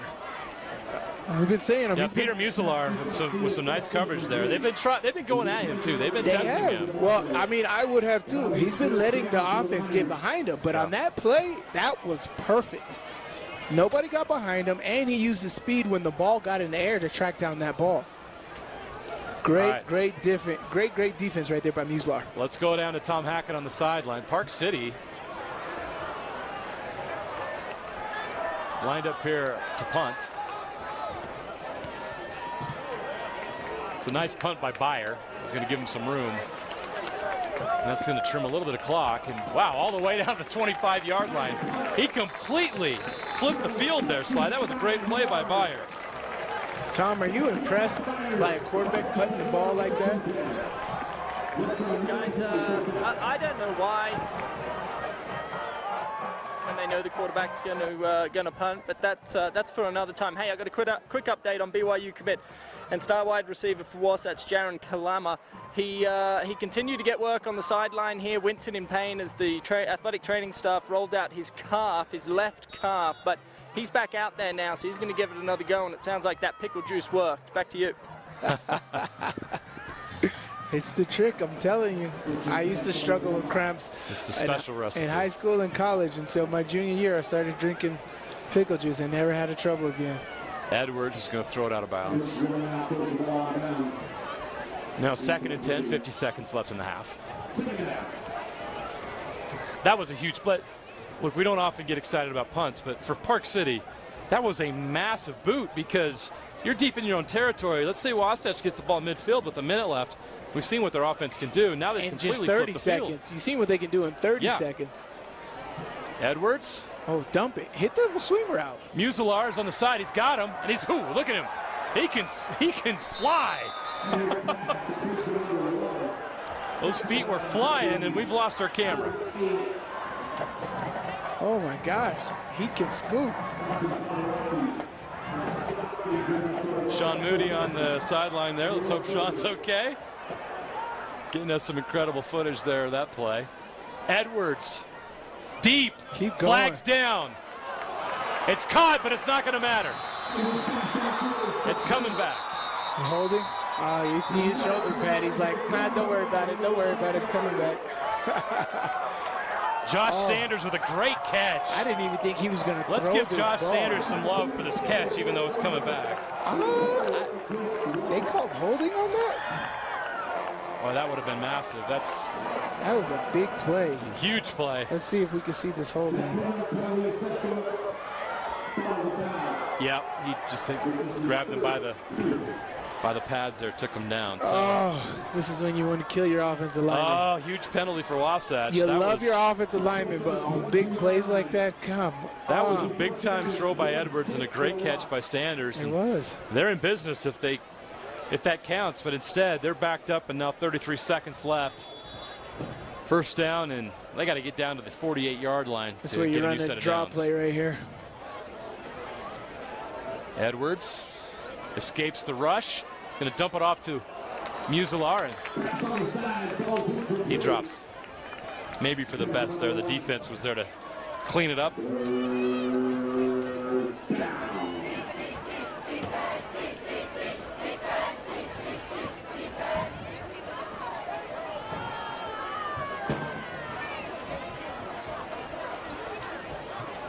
.8 seconds left in the half. 3rd down and 26 yards to go. We've seen Wasatch has the ability to get that 26 yards and more pretty quick. It's a handoff to Muselar. And that might be the last play of the half. Wasatch is going to be content to let the clock run out. They get the ball first to open the second half, and we're going to take a halftime break. And what a half, Sly. That was fun. Yeah. It's a rivalry game. There's a lot of emotion going on out there, but 14-9, Wasatch leads Park City. I'm impressed with the quality of play in week 1 by both of these teams. This has me thinking that both of these teams can make a run in November because there's talent out there. That's for sure. I can't wait until the Game Night Live top 10 comes out, because I really think that these guys, either one of these teams, could definitely be up in that top 10. You know, the way they're playing tonight, I really love the hurry-up offense from Wasatch. Park City, if they could stay healthy, they get their guys back and everybody is equipped, because the way they started out those first couple drives was awesome. But these are two good football programs right here, and come playoff time, now that it expanded, could be very dangerous. Well, we'll get ready for another half of football. 14-9, Wasatch leads Park City. We'll see you back here in 15 minutes Enjoy the halftime break, and we'll be back here with third quarter action right here on Game Night Live on the KSL TV app and KSLSports.com. Competition takes over. The players focusing on trying to win the game, trying to find ways to meet the expectations of our fan base. Never take the game or the fans for granted ever again. What a weekend! NBA free agency, college football, high school football, and of course the NFL. You don't want to miss all that? Download the free KSL Sports app today. We're soaring right into your living room, right here on KSL 5.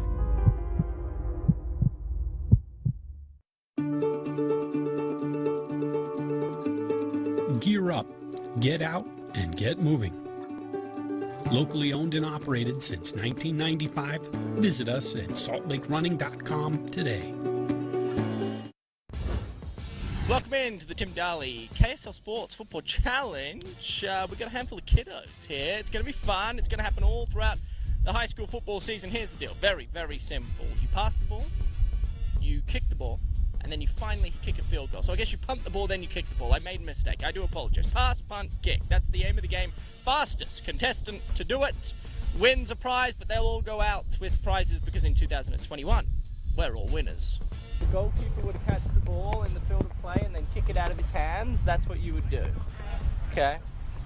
And then the final kick is off the ground, which you guys are best at. And before all of that, you throw the football as far as you can, which you may have some issue with considering you're not allowed to use your hands in soccer, but I think you'll be okay. It's just a throw-in, that's all it is. Okay, and then what? Fastest person wins. Big kick, big kick. Yes, that's a great kick. Oh my goodness. Oh, Scotty stopped it for you, and as soon as it goes over the post, I'm stopping it. Oh, yes! 14-7-0! Woo! That's one of the fastest times. Nice throw. Just throw. Kick it right to me. Oh my goodness, just a baby kick to me. Baby kick to me. There you go, now you gotta go. Uh-oh.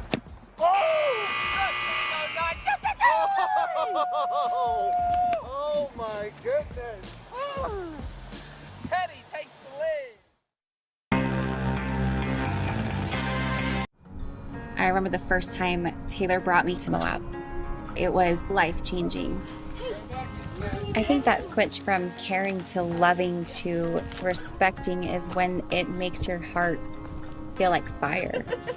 Exploring with kids is a whole different. To bring you the largest selection of mattresses around. The team at Mountain Refined prides themselves on making your home a place where you love to be. We offer a large selection of furnishings, flooring, window treatments, gifts, decor, and so much more.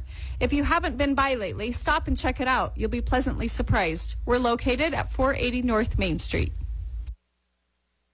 This is football. Football! Let's play, fellas! Now, back to the action for more Wasatch Wasp Sports with Tyler Moss and Tyler Baird on 94.5 The Peak. Well, it's halftime here at Park City High School, and Wasatch is leading the Miners 14-9. And this is business as usual. These games are usually pretty tight between these two schools, and this one's no different. In fact, we've had 4 lead changes already. Park City went in front 6-0 early on, missed the extra point. Actually scored on a backup quarterback 34-yard touchdown pass. I think he caught Wasatch off guard there as the starter went out with an injury. And the backup came in, played one play, and threw a 34-yard touchdown. Wasatch responded, though, pretty quickly and was able to retake the lead 7-6. And that one was off of a 1-yard Darius Edwards rushing touchdown. Park City then responded a few minutes later.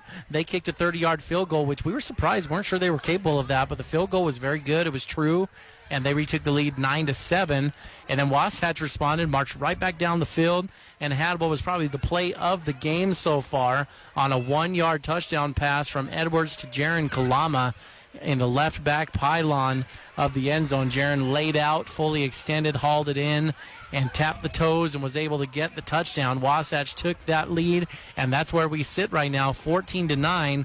As we begin the Guild Mortgage Halftime Show, thanks again for joining us, and we appreciate Guild Mortgage and their sponsorship of Wasatch High School Athletics. Yeah, if you have any questions regarding mortgage, home prices, interest rates, refinancing, whatever it is, stop on in. They've got a great staff over there. They'll be stress-free. They'll educate you before they try to sell you on anything, and then if they do sell you on something, it'll be really stress-free and one of the best things that you can do right now with all the home prices going crazy and the home market the way it is. Stop on in, ask your questions, and they'll guide you in the right direction. There were a lot of question marks coming into this game, right, Tyler? Yeah. And after one half, I know it's a small sample size, but I'd like to get your impressions on how you feel like the team's executing based on what you've seen coming into the season, being there in the practices and just being more involved with this team. How do you feel like the team has produced? You know, I'm pleased with where they're at, Tyler. I knew that there was going to be some struggles up front. We've seen, I think, 3 or 4 holding calls. Unfortunately, they've been on big plays, which has been tough to see as Wasatch has been able to get into the red zone or get a first down, and then it comes back on a holding penalty. But I hope that the crowd and you guys are listening, and you, Tyler, can see the depth that we have at the wide receiver position. You've seen Jaron Kalama catch a touchdown pass, catch a couple of passes. Law Kalama's having a big first half. Nalu, the new face, has caught passes. Josh Sanders has caught passes. Kazon Villa has caught passes. So you got 5 guys across the board that AD feels comfortable throwing the ball to. And there's still 3 or more guys, Tyler, on top of that can catch passes. Blake Smith, a very capable wide receiver. Caden Luke, capable wide receiver, and then some other new faces. So there's a lot of depth on this offensive side. I like the way Chris Cook's running the ball. I like where the defense is at, Ty. You got a brand new scheme that you've never ran before, and you give up 9 points to a team that's got their 4 best offensive guys coming back from last season. I think that's a win for the Wasatch defense, and they got to stop there on their last possession. So I like where Wasatch is at right now. At 14-9, you know, you'd like to have a little bit bigger lead if you're Coach Roberts on the offense or Coach Knight on the defensive side of things. But going into this, there's a lot of chatter of hopefully we can put up 40 points against these guys. And so to be at 14-9, I think that the defense will take it. And I like it. I think it's a positive first half for Wasatch. Yeah, on the flip side, Park City, they're making the move up. You know, you've been outspoken saying this is not right that they play 4A in football and then 5A and everything else, and they've bumped up to 5A this year.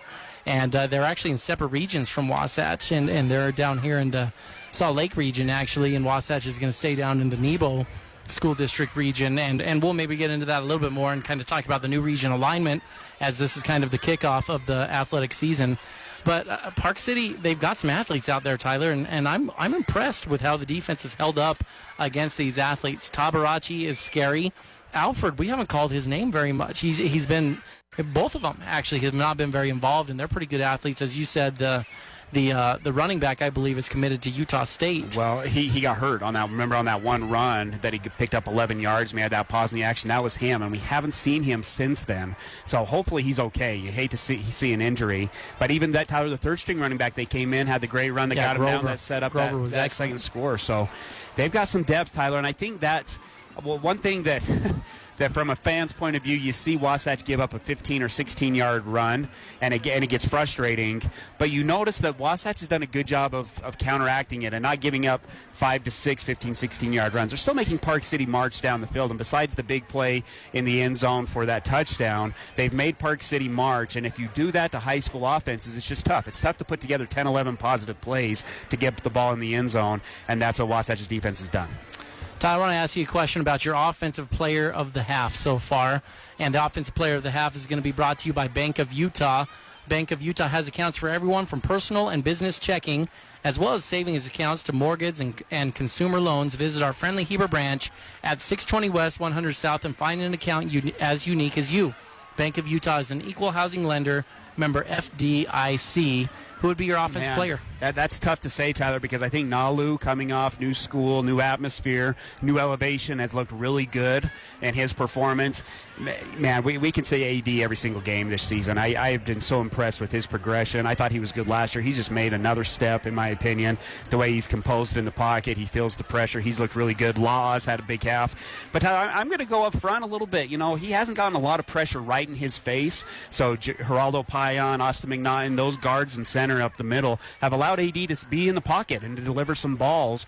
And so they may have not played a clean half, but they've done enough to give Wasatch these 2 touchdowns. And so I really like the way they've played.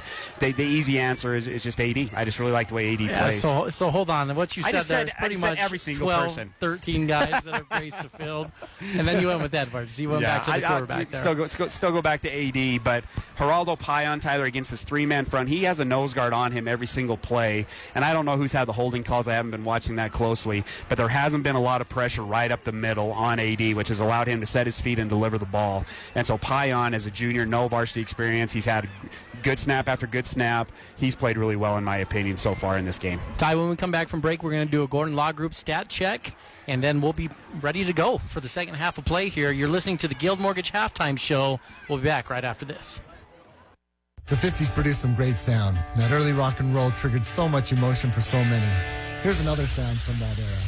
The dental drill triggers a whole different set of emotions. The sounds, the smells, feeling out of control, whatever keeps you from the dentist at Dorius Dental, we get it.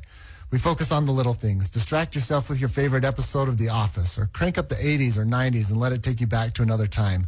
At Dorius Dental, we are sensitive to your needs. We are taking care of the little things so you can move on to more enjoyable things. Located in Gateway Plaza, Heber City. What if I had something that it would actually help you with getting exactly what you want? I have a 6-step process that I've used every day at my job that have helped people get exactly what they want. We need to ask a few questions. If you make the time for this process, I promise you, you will have those things that you exactly want. And I want to show that to you. Call Tom Stone at Guild Mortgage in Heber City. Tom Stone, MLS 257849. Guild Mortgage Company is an equal housing lender. MLS 3274. All loans are subject to underwriter approval. Terms and conditions may apply. Subject to change without notice.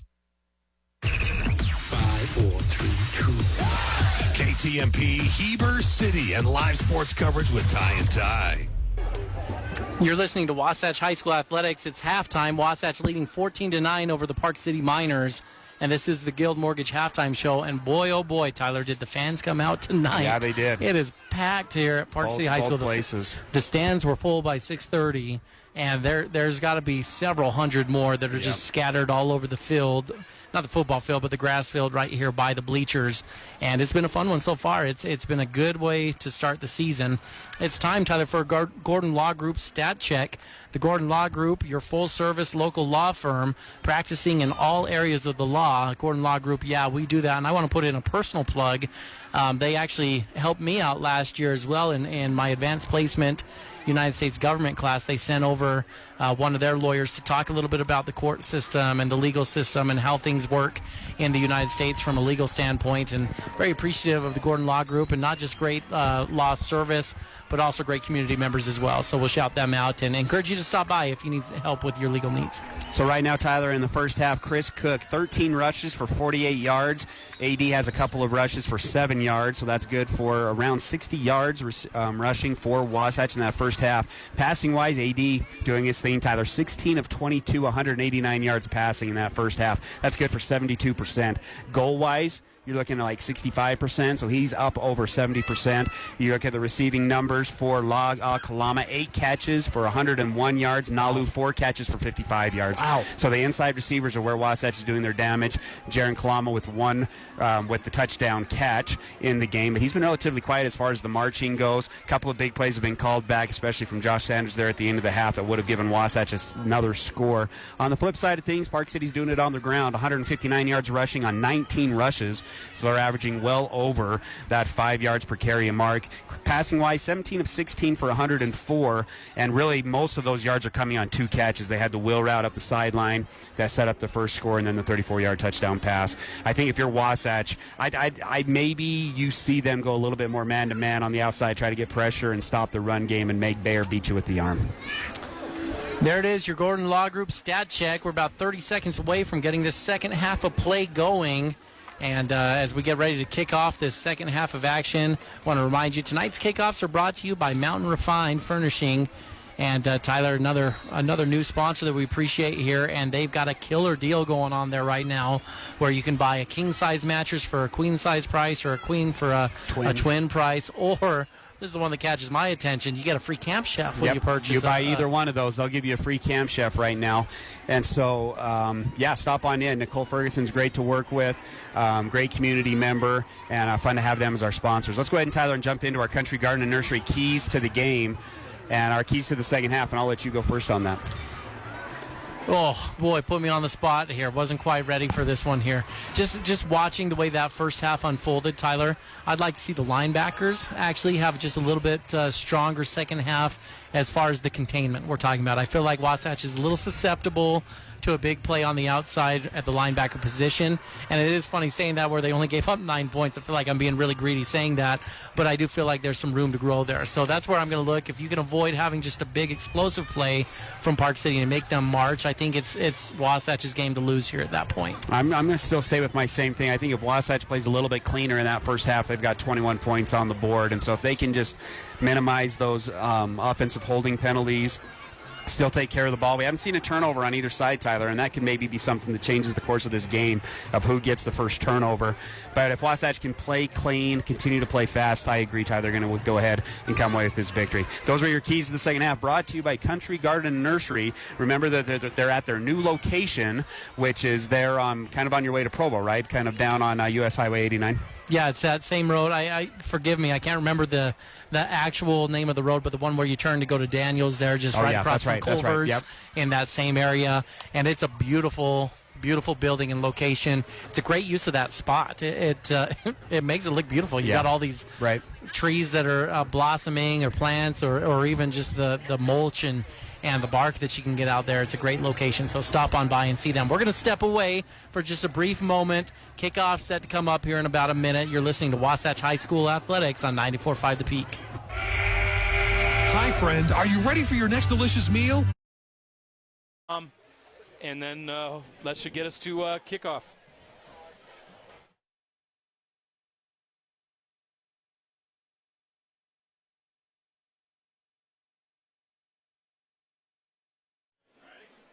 Can we roll the open again and then come to me and Sly in the booth? Or you can take a wide shot of the field and warm it up and then come to me in the booth. I'll ask Sly a couple questions, and then we'll go down to Tom real quick, and then we'll get this thing going.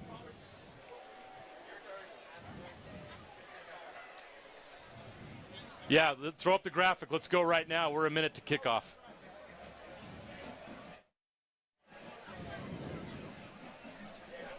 Okay.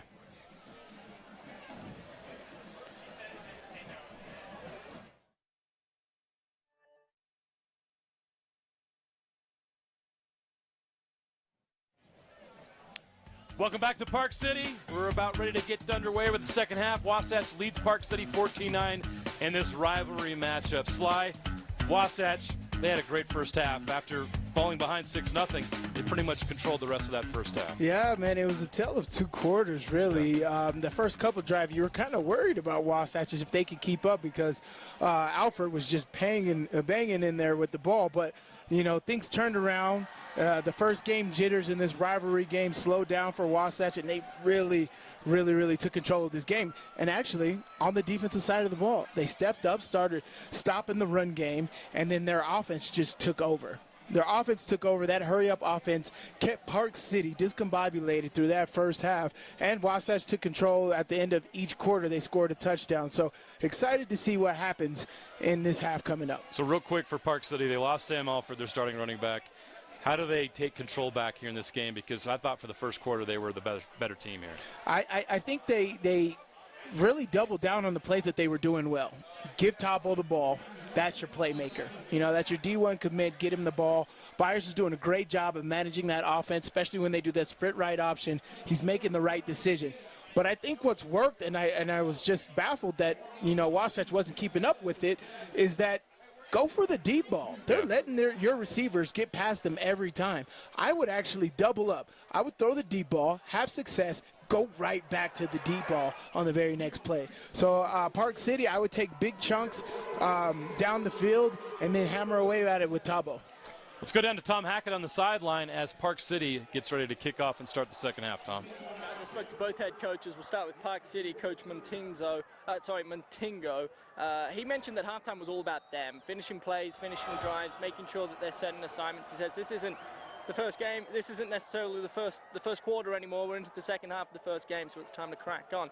On the flip side of things at Wasatch, Coach Coburn, he was really proud of his guys. He thought his offense and defensive line, and I mentioned at the top of the show, he said he's really proud of them and the way they responded. Slow first 5 minutes, but from there they really started to find some nice work inside, and they're playing the ball, they're throwing the ball at will, and they're going to continue to attack. So it should be an exciting second half ahead. It's Tom, and Wasatch will start the second half with possession at their own 20-yard line. Actually, I think the referees are discussing whether or not that ball went out of bounds before it crossed the goal line. So we'll wait and see where that ball will start. What a way to start a second half with a meeting between officials. Yep. Foul. Okay. That is a not an ideal start for Park City. So we'll wait to see where the ball is spotted. At midfield. Wow, that's where they're going to... Oh my gosh, how about that for some starting position for the Wasatch offense? Wow, so the ball went out of bounds, and then they marked the 15 yards on the personal foul. Yeah, so essentially starting the ball at the 35 if the ball goes out of bounds, but 15 yards tacked onto that, you're at midfield. Okay. As we said at the end of the second quarter there, who's going to start with momentum? And this hurry-up offense had all the momentum ending the first half. Muzilar gets maybe a yard before he's taken out of bounds. So this is a huge moment for Park City, in my opinion. You're starting on the wrong side here. They got the ball at midfield. You got to get a stop here, right? I would say it's a huge opportunity for both. It's a huge opportunity for Wasatch to come out here and just murder this team here. Oh! Yeah, that's Tabo. That is what you need. Hello. Ooh-wee, how about that hit right there? Look at this. Look. Muzilar's soul just left his body. Boom. Ah, your QB. Well, that was not Tabo. I know that's your check down route right there, but you can't leave him out to dry like that. Especially if you take that long. Whew. That was a great hit. Oh, they called the personal foul. That was not Tabarachi. It's number 8. I'm not showing a number 8 on my roster. Apologize for that. We're doing the best we can with rosters One of these tonight. guys with no names, they told us we didn't have to worry about these guys. Yeah, they were wrong. Yeah. They fooled us. Either way, that's another penalty. So it's first down for Wasatch. They're now inside the 40-yard line of Park City. So Edwards escapes the rush. Pump. Kalama's got it. Jaron Kalama. He must have drunk some pickle juice at halftime because he's fine. He's back. Got a hold of Slide Seeker recipes ready for the second half.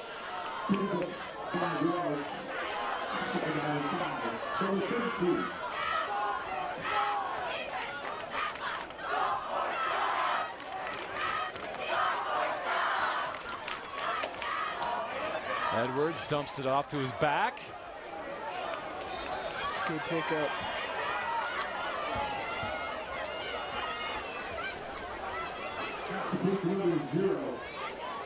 He's brought down by Myers, Steve Morris.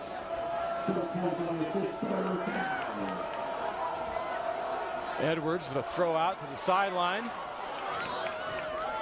Joshua Sanders right there. Sanders almost escaped for a touchdown there. He gets drugged down, but it's another first down for Wasatch. Again, that was not an easy play right there. Oh, another pump. Missed him, but a little miscommunication. They're not sure what happened on that play. See, what I'm not liking about is these receivers not finishing their route. They're waiting to get the ball so much they stop running. If they would continue running, they would come open. But they're stopping running, like La'a Kamala right there stopped running his route, and it took longer for him to come open.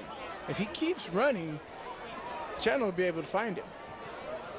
Quarterback keep. Ooh. Edwards is swallowed up by that Park City defense.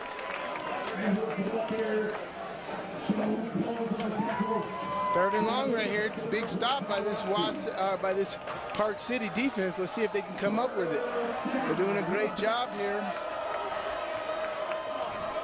Edwards on 3rd and 11. Plenty of time. The pocket collapses. He gets out of it. He's still in trouble. He's not going to get anywhere. What happened? And the Park City defense.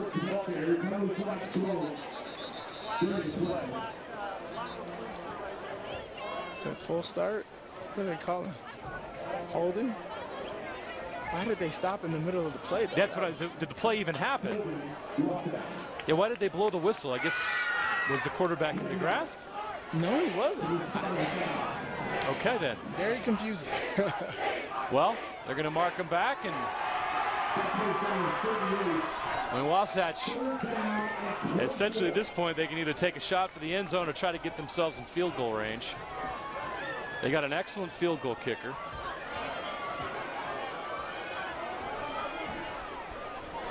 Ball currently at the 38-yard line. They need 25 yards for a first down.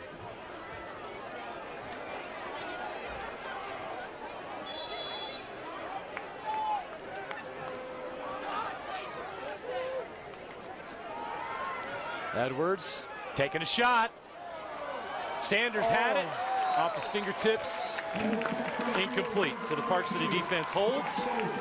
Now the question is, does Wasatch, looks like they're going to punt. I wondered if they were going to just take one more shot since the punt doesn't help them too much here, but they're going to try to pin Park City deep.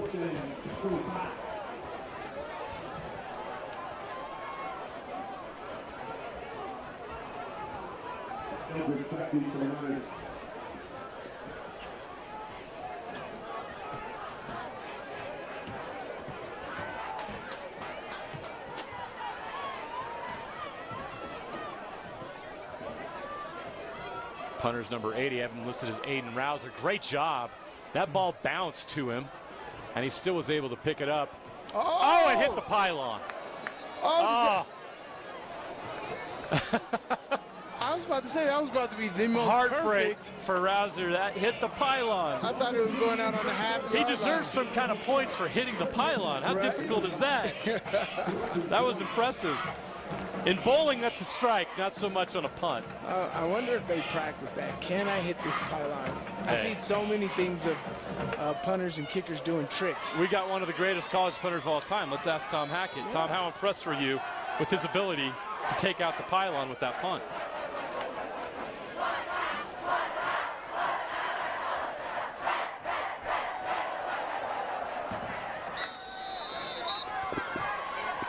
Run up the middle for Park City as they start this drive.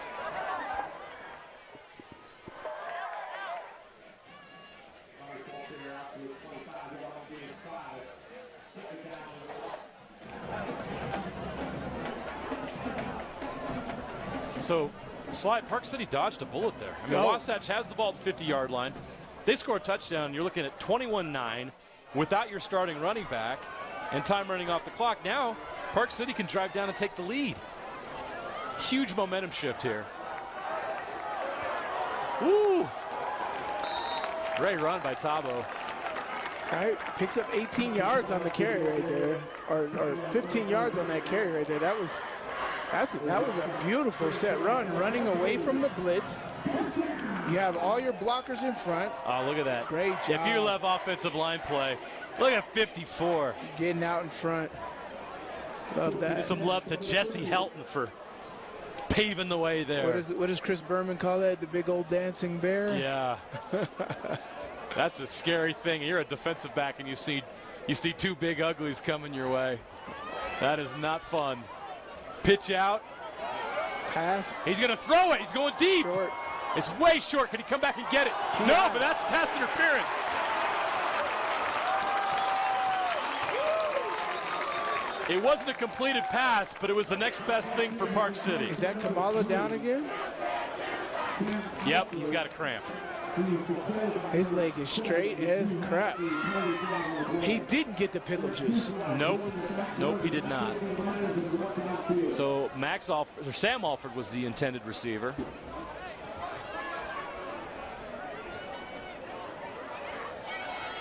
Holding on the offense.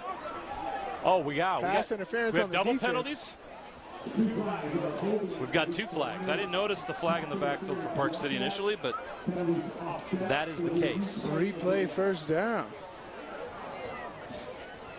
Well, Wasatch dodged a bullet on that. That was a big penalty. Yeah, man, I'm telling you, I need to send a memo to all the head football coaches out here and tell them that they need to invest in pickle juice. All of your receivers that are running streak routes and DB. Byer going deep, takes a shot. Oh, it's a little too much mustard on the ball there. It's a good setup. Quarterback intended for Alford. Is that a flag? There is. And hopefully it's not roughing the passer. That was a hit. That was a big hit. Well, it seems like it's one of 2 things in a situation like that. Holding or roughing the passer. Exactly. Oh, he was crushed. Roughing the passer. Woo. Yeah, roughing the passer. There you go. So that's going to be a first down for Park City. Look at First it. and 10. Oh, right up the middle. Boom. Just went a little too high. How is that? It's so roughing the hard passer? these days, Sly. You know, they're trying to be really careful. So how do you do that cleanly? Well, first of all, he had every opportunity to shoot for the waistline. Yeah.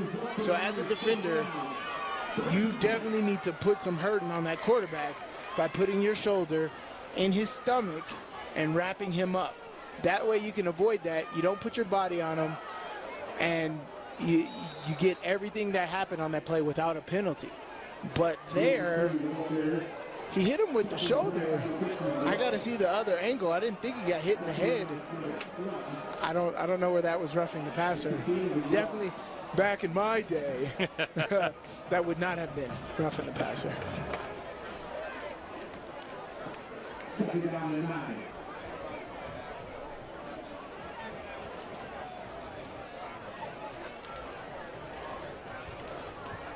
Park City taking their time in the huddle. Tabarachi's back at running back. Byer under center now. He's going to send Alford in motion. Pitch out to Tabarachi. He's going to try to find a one-on-one matchup with a linebacker that he likes, and he gets a few yards out of bounds near the 40. Great. There was a pitch to the boundary. Remember, I don't like the pitches to the boundaries. But when you've got a 230-pound running back, you can live with it. But what happens here is you pitch and you go straight downfield. Yeah. His angle, you can't really see his angle here, but his angle is downfield. As you see, he gained 7 yards on that play. A lot of people pitch and they continue to go horizontal, and that's the problem. But he pitched it, they called it a downhill pitch. So he caught it at an arc for the ability to go down. So as long as you're creating positive yards, I guess it's a good play, but I still don't like the pitch to the boundary. Byer hands it off. Oh, great. Big game. It's McClellan again. Remember that big run in the first half? When he came in for Alford. Next man up. He's got a good rushing average today. He's got a couple big plays that's been open just like that. Look at this. Kid untouched. He got one arm, broke one arm tackle, but he's getting some good blocking when he's getting his number called. That is a great job getting in the open field, making a big play for this Park City offense. Look who's in the red zone. Park City with the chance, if they can get into the end zone, to take back this lead here in the third quarter.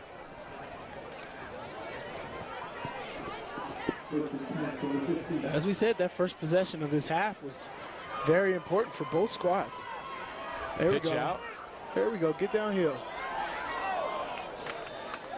That's good. It's a positive gain there.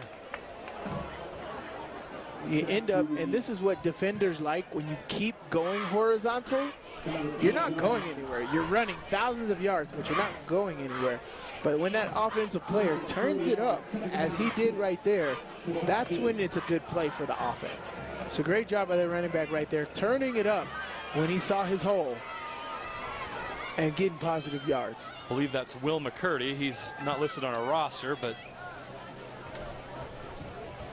trying to find names as I can here that aren't listed.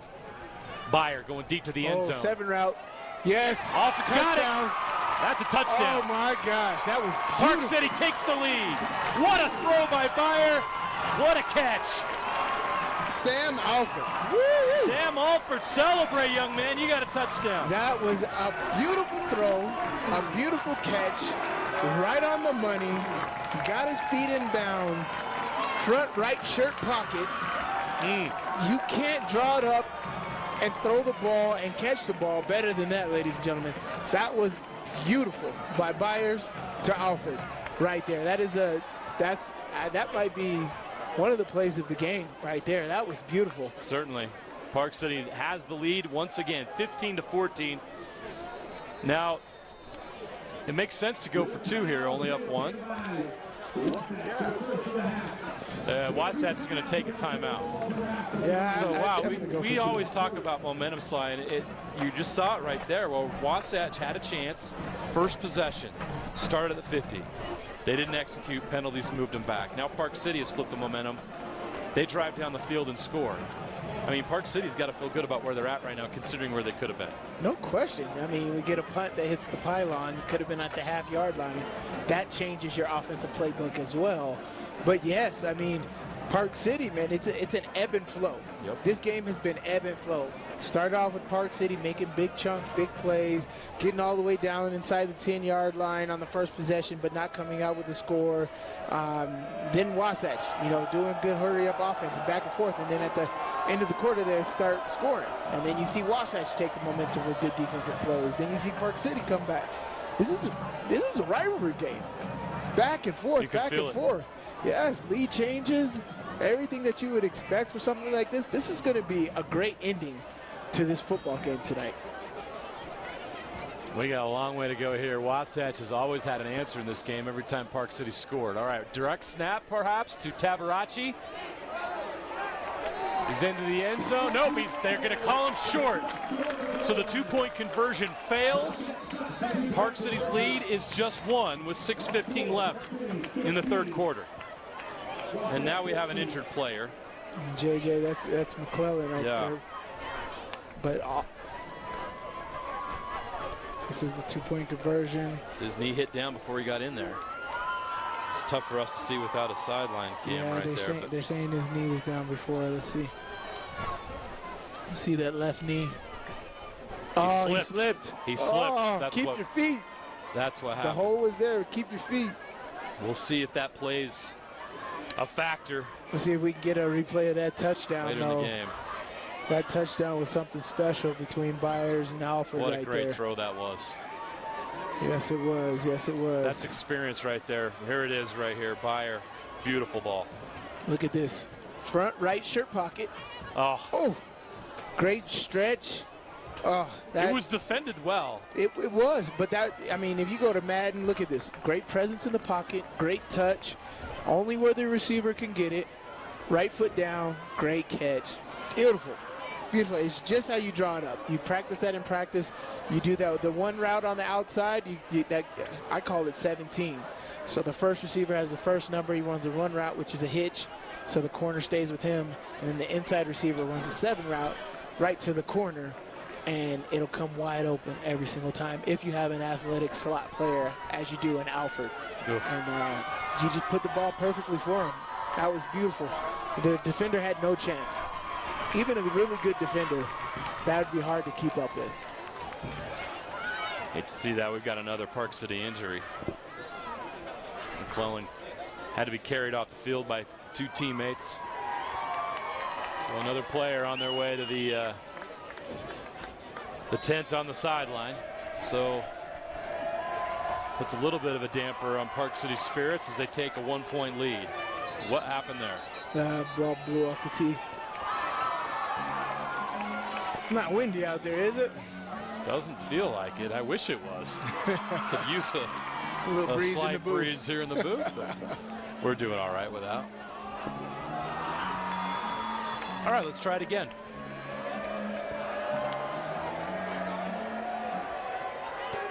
That's offsides, but all right. That ball will not be returned. So barring any penalties, I have to scan real quick because we've had quite a few of them. Wasatch will start this drive at their own 20-yard line. Plenty of time, only down 1.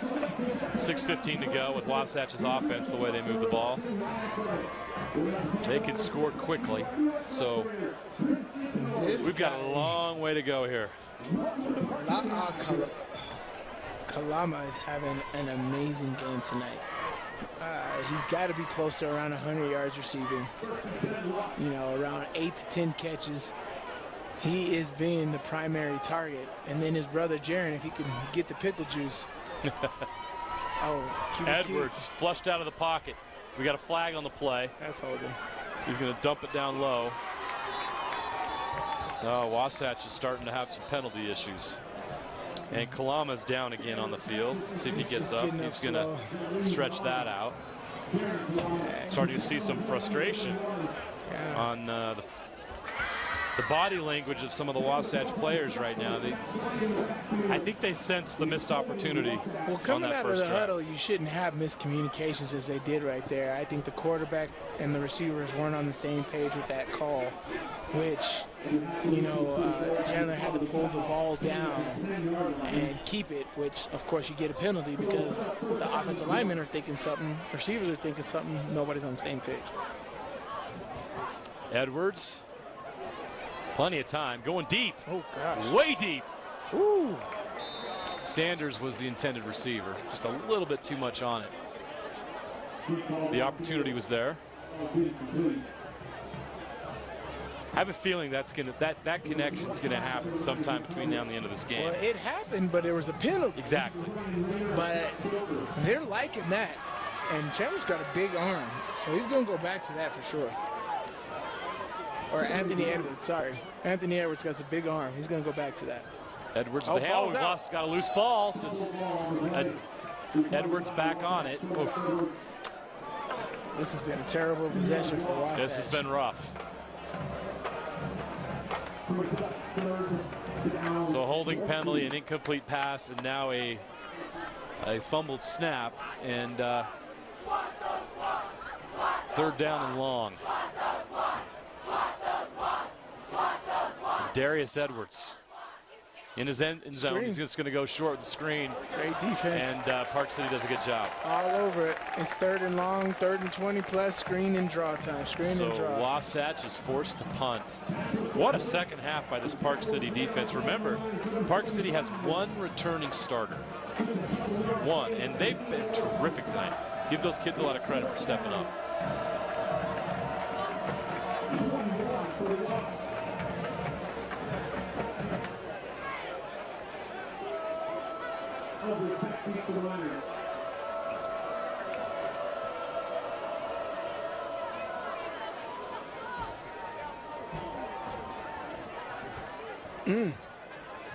It's returnable. He's got it. Make the play. Nice tackle. Is that Sanders? Josh Sanders. Great coverage. Oh, man. We felt like Josh Sanders was going to make a play, just didn't think it'd be special teams. Right? I mean, I'm a defensive guy. I played a lot of special teams in the NFL. That was great. Great pursuit. Great coverage. He catches it. He loses ground. And your pursuit just keeps coming. Great angles to where he can't cut it back. Great job by Josh Sanders right there. I love the technique that he used on that. That is great special teams play, and it helps back up Park City to their 38 when they were in a position to have some really good field position. 1-point ball game. Park City will try to add to their lead. Yeah. Byer comes back out. There's a little short at running back now, and McCurdy, I believe, is in the backfield now. They've lost 2 running backs tonight. McCurdy swallowed up. That Wasatch defense was all over that play. All over it. Film study paid off right there. Great, great. And again, you know, this is that 3-3 style defense. You would think as an offense, that 3-3 style, that means that they're a little quicker and they're a little lenient up front because they only have 3 big guys. So you should run more interior runs. You're seeing a lot of outside runs with this offense, and I think it should be the opposite. You know, if they're trying to attack this thing. I love when they go off tackle, which is still tight, still considered an inside run. Uh-oh. They do that motion of distract Byer wide open. Oh, he stretched out and couldn't get it. He was wide open down the sideline. Just a little too much. That was the big play right there. Anytime you see motion and that guy going out like that, he is a decoy. Don't even look at him. Joseph Eldridge, the intended receiver. The only time I've seen an offense in high school use that is Stansbury. They do that a lot. They motion him out, and it's like a pitch that started way before. They use it like Stansbury's offense uses it as like a pitch. Yeah. And that's the only people that use it like that. Anybody else that uses that motion like that, that is a decoy. And it worked beautifully right there. They just couldn't connect. Byers in trouble. He escapes the rush. Still trying to get out. Oh, nice bullet. And it's incomplete. He put it right where it needed to be.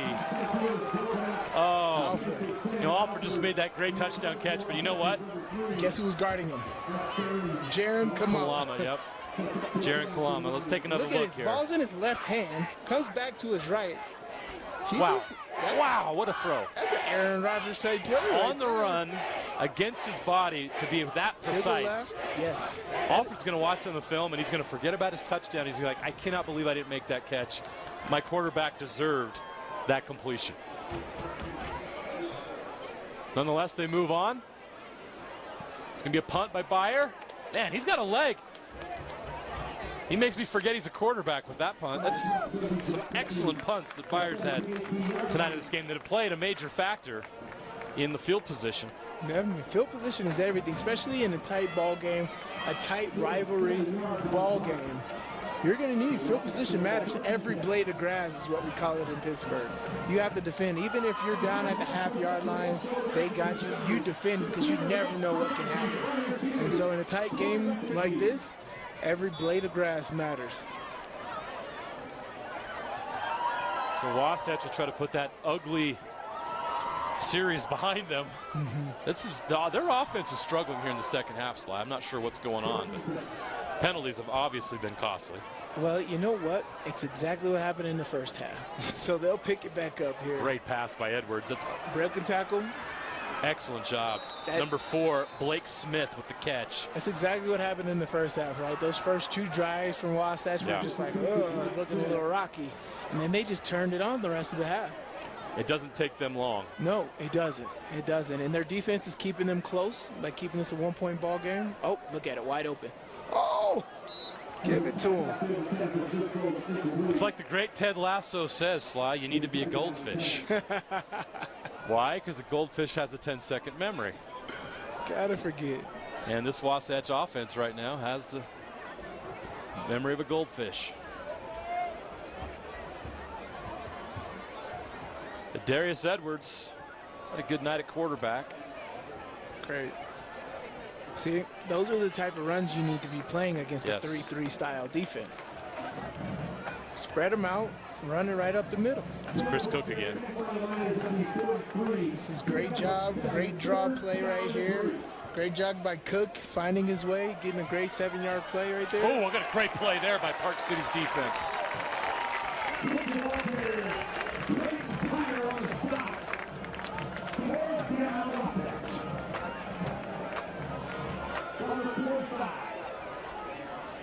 That was a Byer on the tackle, but it's not the quarterback. And I'm trying to find him on our roster because he deserves some love. 4th down and 1.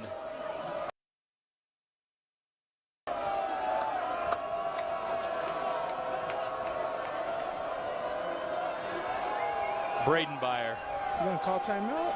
What's it taking so long to get the play in? Yeah, this is not like Wasatch. Trying to draw him off, maybe.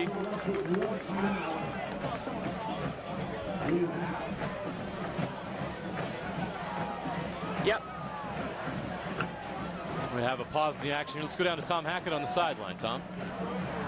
Guys, last offensive series for Park City, I had a chance to take a glimpse of the message from Coach Monzingo to his defensive players. There's a lot of concern on Park City's sideline defensively about the scramble efforts from his front 4. He's telling his secondary not to get sucked in to trying to sack the quarterback of Wasatch when he escapes the pocket and he wants his bigger guys up front to do the job that they forced the quarterback into, essentially. So there is some concern on Park City defensively. They're holding their own for the most part during this series, but effort, knowing your role, and just trying not to limit the mistakes, essentially, is the message from Coach from here down on the sideline. Thanks, Tom. Back to number 22. Did he get there? Yes, first down. Christopher Cook. They're going to give it to him. First down, Wasatch. The drive stays alive. Here you go. Hurry up. What a crucial pickup there. Park City doesn't look ready. Let's see. No time for Park City to grumble about the spot of the ball. It's go time. Deep. Sanders caught it. Josh Sanders. What did I tell you? You talked to his dad. They were going to connect on this deep ball. It was destined. They're going for it, and it didn't look like Park City was making any adjustments. They're just letting him go straight free. He's a big body. You do not put a big body on your safety like that without altering his route. What you need to do right there is get in front of his route, so he has to change the trajectory of his route. All these corners are doing is letting him run straight by them, straight, without any type of obstruction. You do not want a fastball on your safety. That's what they call it. And so that's what's happening every time, and he's a big body, and he's going to make that Edwards happen. going for the end zone. Takes a shot. Kalama, the intended receiver, it's over his head. There's a Park City player that's injured in the end zone. Oh, boy. Crap. Gosh dang it, you're right. I need to package We got more cramps. What type of ounce? I think I could go 2 ounces, like a shot, right? Like You can go for a shot, Yeah. or you could just go with a big jug. You go with a big quart jar, right? All right. Sell it wholesale. Give people multiple sizes. Have the individual packets of pickle juice you can have on the sidelines. Ooh, there you go. Like put it in like the applesauce that kids eat. They push it out of the thing. You could package it like a Capri Sun. You can kind of see some of it. Just pop your straw in there. Oh, what kid doesn't love Capri Sun? Right? We're seeing way too many of these. Okay. 10%, Sly. I want 10%. We're going to make it happen. All right. We'll bring it to all of our Game Night Live broadcasts. Before the game starts, you're going to have your 10 out here. Coaches will come up and buy it. You want to keep your kid in the game? There you go. Come up to the Game Night Live booth. You can't have cramps in the fourth quarter, Coach. I got a solution. Oh, my gosh. All right, the injured player is off the field. It looks to be cramps. Let's hope that's the case. I'm not a doctor, so. Anytime you see somebody grab their leg like that, that is It's pretty obvious. It's straight. That toe is straight. That's cramps. Okay, Wasatch down 1 with 1:18 left in the third quarter. Darius Edwards, pump. Quick dump off to his running back. It's Cook. Nice move. Outside. Oh, he's got the edge. Cook touchdown. Wasatch takes back the lead. Impressive. Time and time again, Cook he's been grinding all game. He hasn't got a big break. Yes. But he's been straight positive all game. Patience. And that was a break. That was beautifully called. They pumped right. Sanders was over there because he's been catching a couple big balls, big target, getting the defense's attention, and then you come back to the screen to Cook. Beautiful call. Great job by the Wasatch offense. Great execution. Great punt after. The kick is good. Another exchange of the lead here. It's a 6-point lead for Wasatch. Let's take another look at this. Well executed. Beautiful. Look at that wall of offensive linemen. Great cutback. Oh. Great job not holding. Touchdown. Wasatch Wasp, they are doing good. All of their key players are making plays in this football game. Kamala brothers, Sanders, Cook. Having great quarterback play. These are all experienced players. These are guys that played a big role in their run in the playoffs last year. And they're coming back for some unfinished business. I'm telling you that right now. Yeah. They look like they are on a mission the way they are attacking this game. You know, the first drives of each half have been a little shaky for that Wasatch offense, but you've seen them calm down and make plays. So ultimately, as a defensive player, I'm going to sit here and say because you're having such success on offense, it's because your defense is doing so good.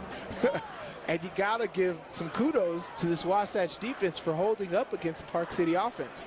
We came in here knowing that the Park City offense had some talent on that side of the football, and it was going to be hard to slow down.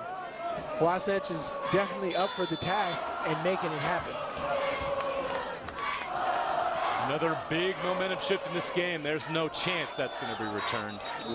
Southam with a big leg. All right, it's Park City's turn. They've got some adversity, Sly. They're down again. They've lost a couple of running backs. This is a big opportunity for them. They've got to respond. Yeah. Don't think you have to take the lead or score on every play. This is a long football game still. You have a whole quarter and a minute left in this quarter. Take it easy, run your offense, run the football. They're running a 3-3 defense. You have a bigger offensive line. You need to hit it up the middle, chunk it out. Give the ball back to Tabo, and make it happen. Ooh, McCurdy with a nice run. Just like that, run the ball up the middle. Alternate your running backs with McClellan. What's the call here? Will McCurdy getting some playing time that maybe he didn't expect tonight. A lot of extra carries out there. So it's, unfortunately for Park City, another penalty. Illegal shift on the offense. That hurts. You pick up a first down on that run, and now you're backed up again. Right, but that was the formula. Yeah. Right, run the ball up the middle. Now you're first and long. Right, you're not. Defense isn't scared about you running up the middle. You don't have control of the down, so now you have to go. Hand off. See. Running the ball up the middle. Swallowed up. They had no chance on that play. Yeah, your defense isn't scared anymore.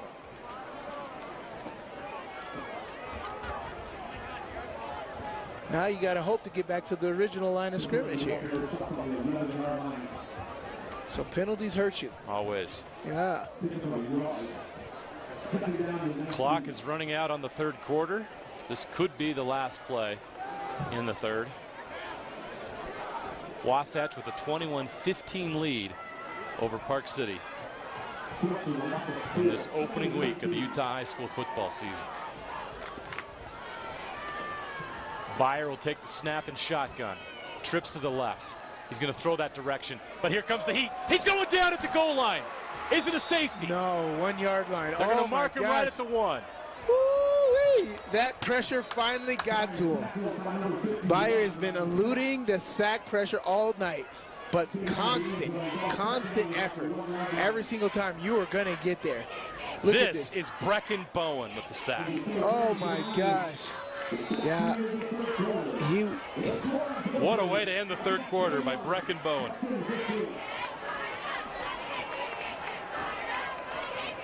Brecken some bones here in a rivalry game. Brecken Bowen with the sack. I like that pun right there. So that is the end of the third quarter. Wasatch leads Park City 21-15. We'll be right back with fourth quarter action after this.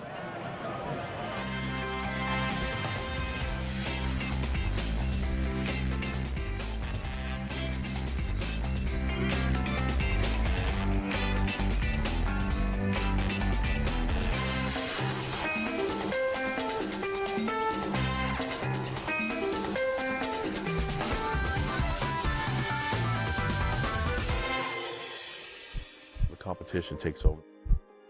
The players focusing on trying to win the game, trying to find ways to meet the expectations of our fan base. Never take the game or the fans for granted ever again. What a weekend! NBA free agency, college football, high school football, and of course the NFL. You don't want to miss all that? Download the free KSL Sports app today. We're soaring right into your living room right here on KSL 5.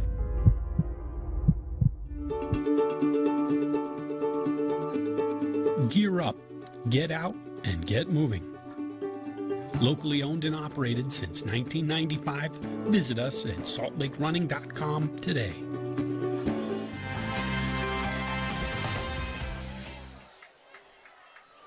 And we start the fourth quarter with a penalty.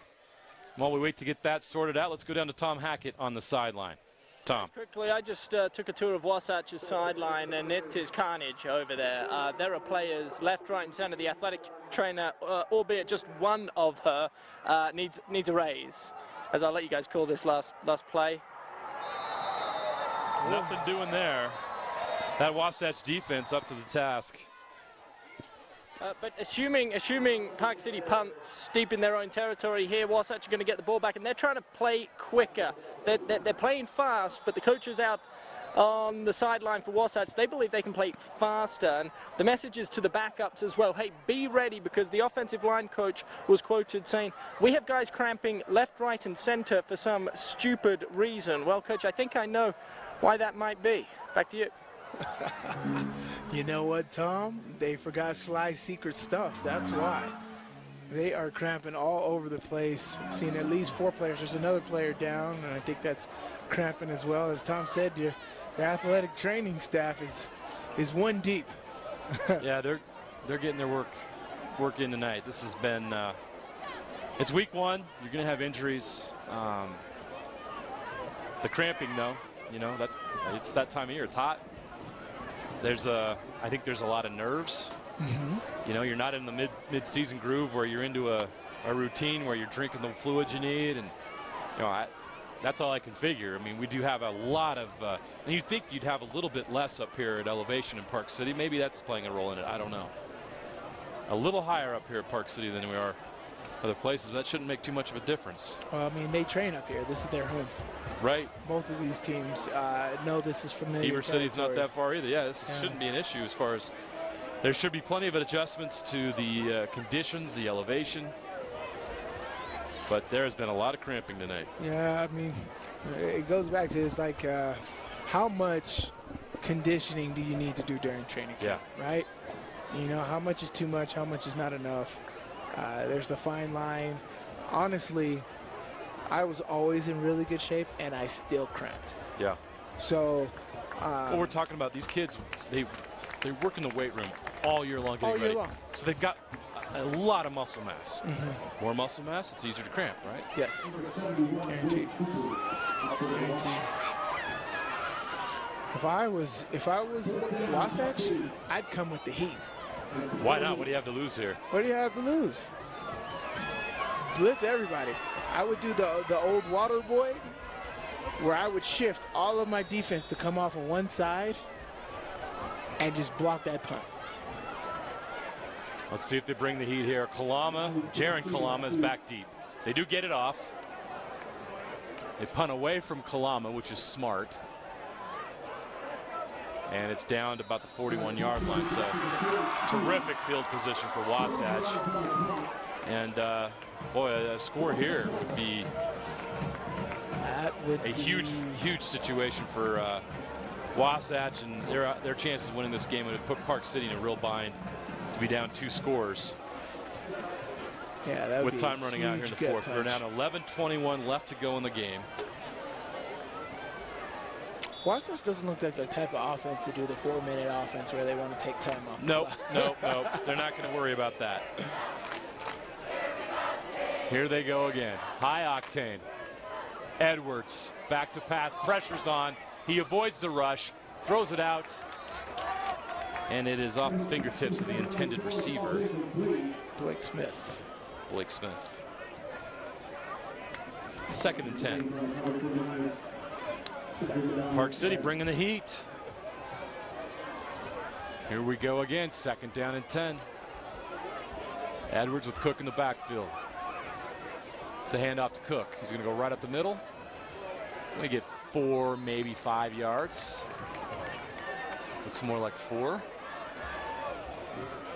Open the playbook up a little bit more on a 3rd and 6.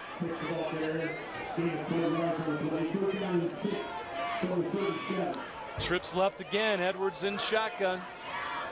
Same formation we've seen all night. Edwards looking deep. The rush is on.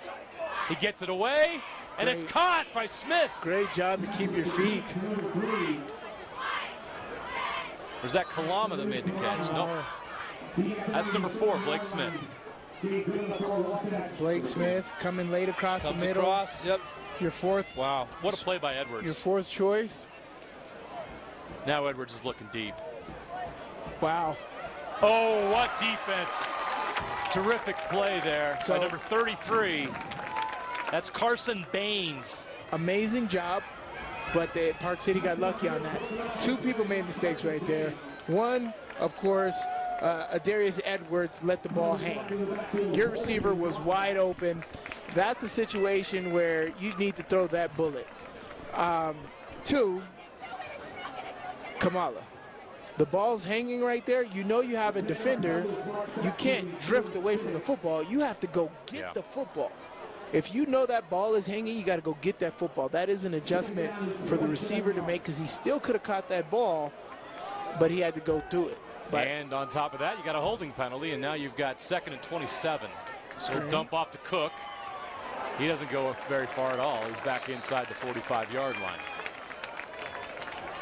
Just about maybe a yard gain there. So 3rd and long for Wasatch.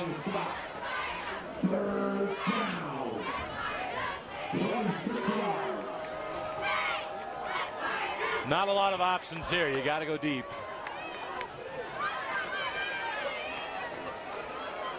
The rush is on. Edwards escapes the pocket, jumps it off to Cook. He's not going anywhere, but what a play by Edwards just to avoid the sack. Well, Park City defense had him dead to rights and he escaped. Houdini. So Edwards avoids the rush, but because you were putting the pressure on him, he was worried. He had to get the ball out. He knew he didn't have much time to keep the ball. He throws it to his check down. Look at this. The middle linebacker blitzes, so it becomes a regular defense. It's not a 3-man rush anymore. It's a 4-man rush. Does a great job. Dumps it off in blanket coverage. Great defense by Park City right here. So Wasatch will punt. Get down there, get down Low there. punt, it's fielded. Great and he's job. quickly taken down. Again, Oh my Sanders with a special teams tackle.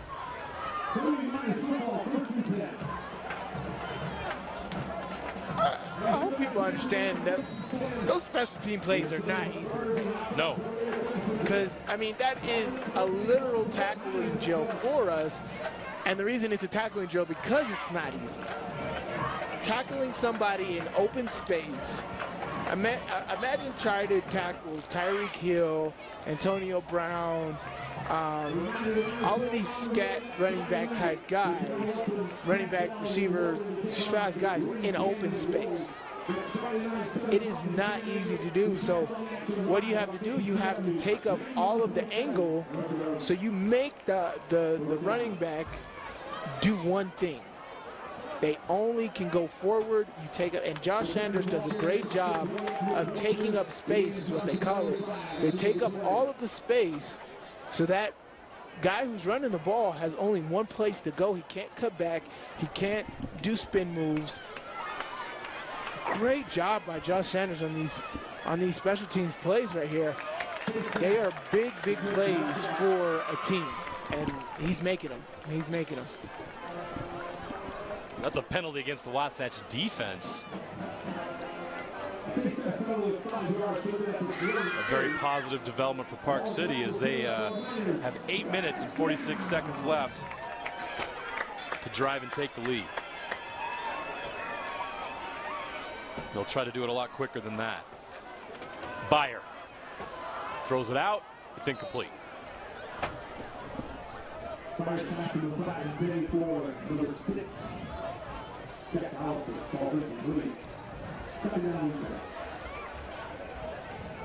Jack Allison, the intended receiver there. So 2nd and 10 for Park City.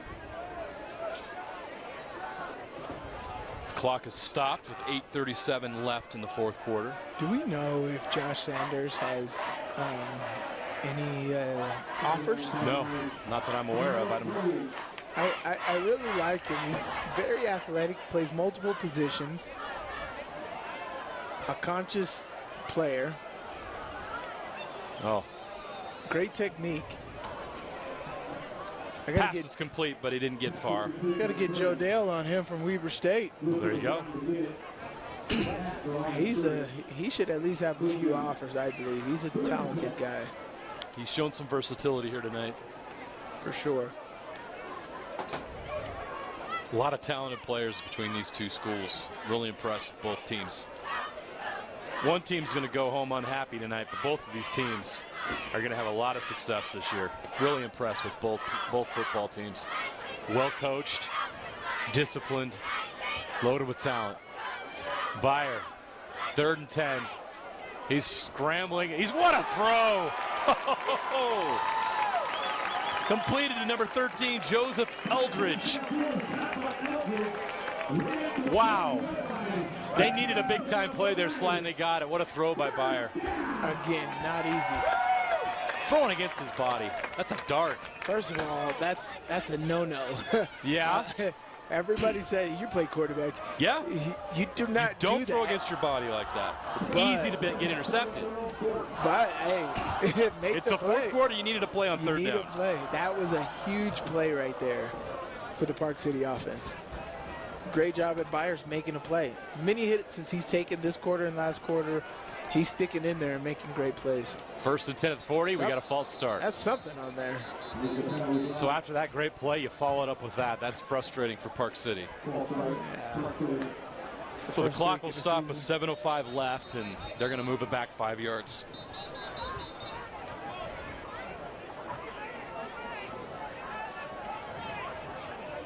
$7:08 to be 7 o'clock.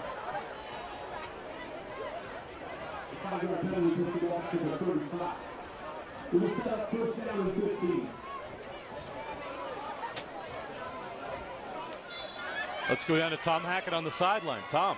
Guys, quickly, another running back falls victim to an injury. This time Mason Grover, number 4, the 5'11", 185 tailback for Park City. He is off to hospital with a left ankle injury. So they are down to 2 running backs, and that doesn't seem to be a problem. Back to you. When you got Carson Tabaracci, you're going to be okay. But that is big news for Park City.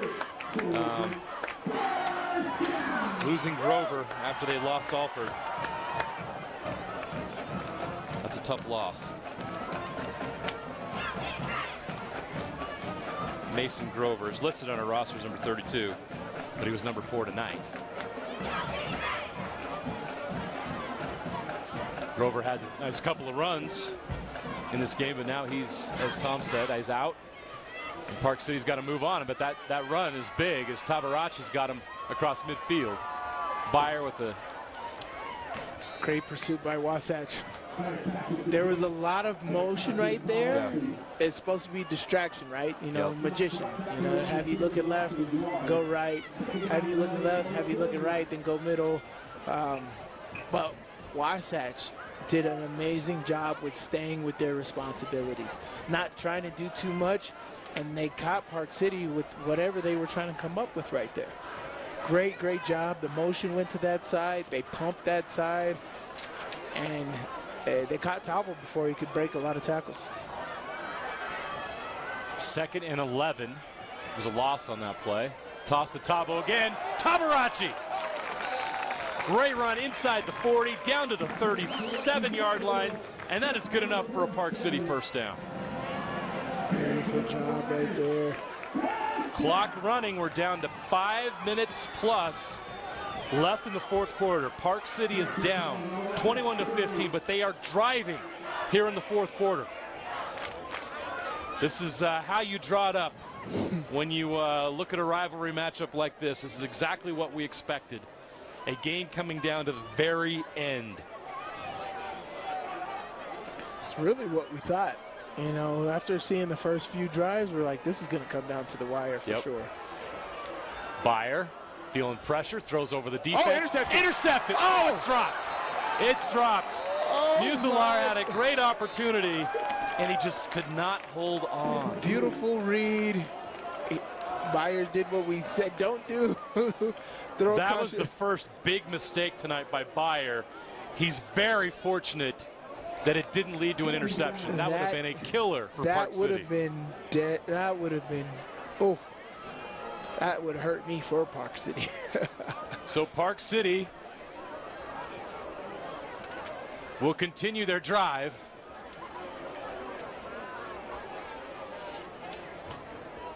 Fans here in the stands just stopped breathing here for a few seconds. Oh, yeah. Oh, yes, they did. Here we go. Byer again. He's going to hand it off this time. Great run. Tabaracci.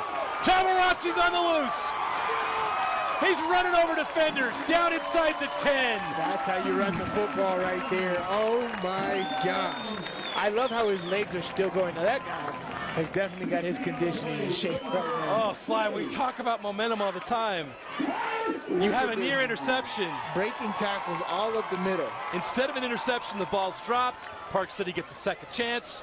And Carson Tabaracci has Park City in the red zone with a chance to take the lead. When Park City comes away with this football game, you got to give the game ball to this guy. Look at this. He's been all game. Defense, offense. He's been Mr. Everything for them. Oh, that's a big. Oh, he broke away. He's still on his feet. He's going the other way. He's down inside the 5. Wow. How does that happen? That was quite a turn of events there. Grab his shoelace. Grab something. Don't let him go.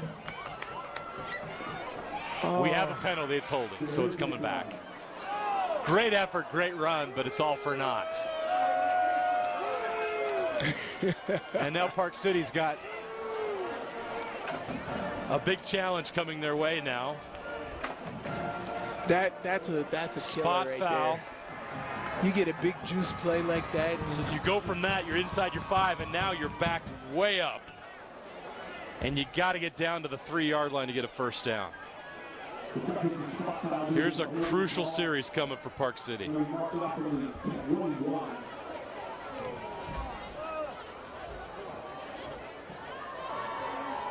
They will mark the ball at the 36-yard line. Wow. Jeez, that's a 30-yard swing. Oof, 15-yard penalty. That hurt.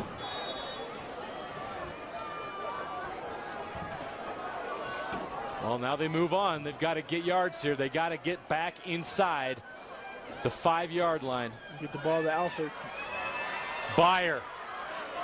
There you go. Now he goes to his right. Keep blocking. We got another flag. Yeah, and he completed a pass. That's a foul on the offensive lineman. It's a cheap shot. He hit him right in the face, helmet to helmet, by the offensive lineman on a defenseless player. Oh, that's unfortunate. That's not it's a personal foul. You're exactly right. You saw it. I saw the whole thing. You saw it. Because in those situations, with today's game, you can't take shots like that. And it's very easy for you to do. It's like you have the leverage. He doesn't even know you're there. All you got to do is when he turns around to you, grab him like this. Wow. Grab him tight. Don't put your arms around him to make it look like holding. But all you got to do is just play basketball with him, and you're doing your job.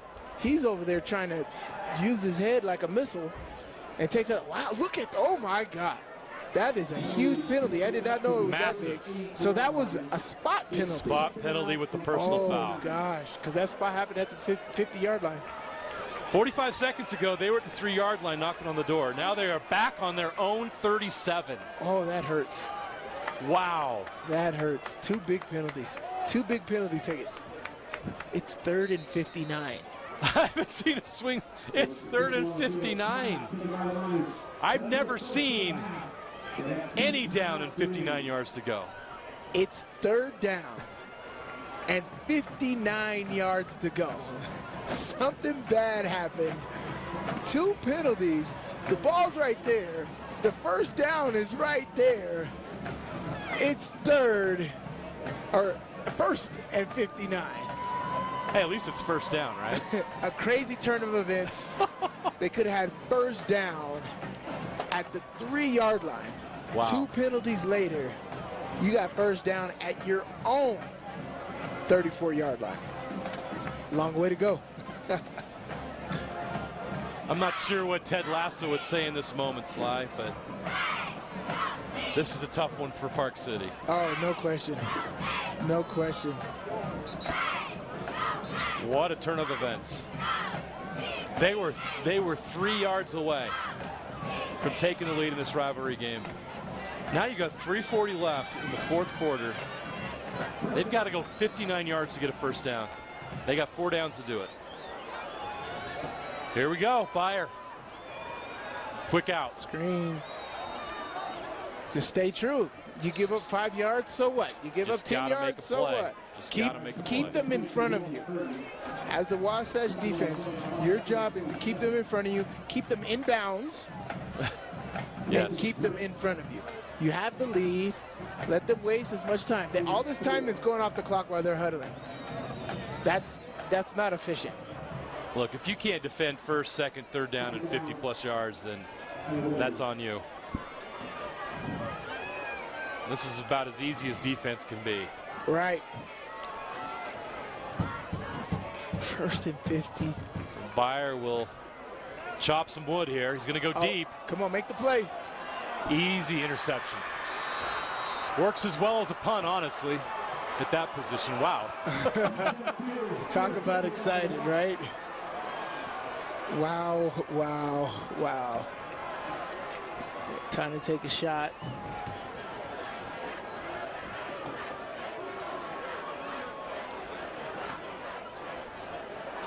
It's number 9, Kazon Villa.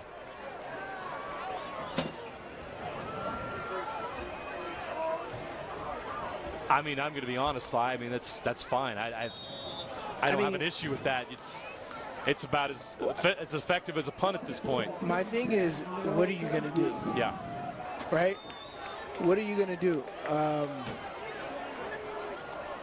You can't run layers, right? You can't run levels where you're having people crossing, because Wasatch doesn't care if you do anything short.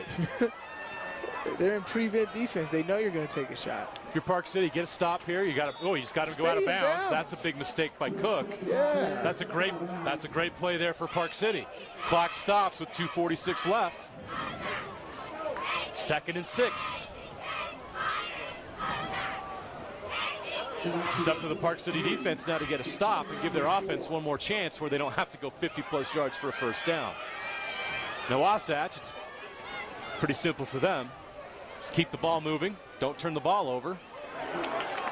Another good stop. Yeah. Keep the clock rolling. Let Park City use their timeouts on defense instead of offense. Stay in bounds. Okay, it's 3rd and about 6 yards to go.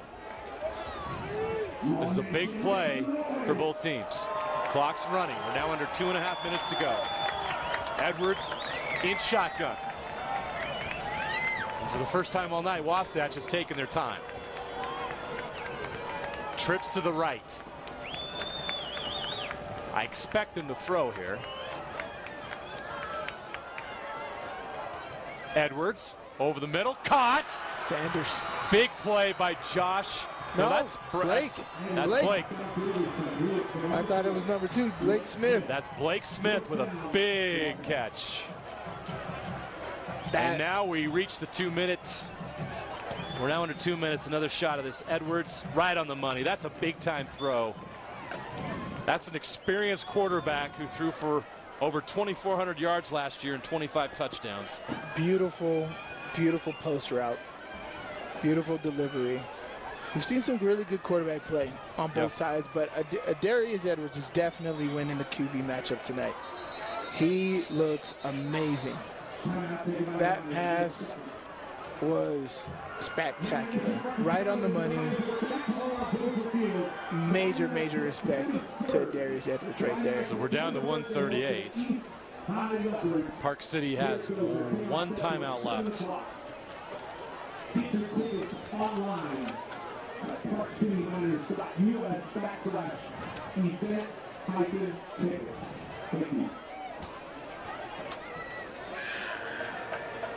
Beautiful night for football. What a way to start the 2021 Utah high school football season. Great game here tonight between Wasatch and Park City. Wasatch 90 seconds away from starting the season with a win over their rival Park City.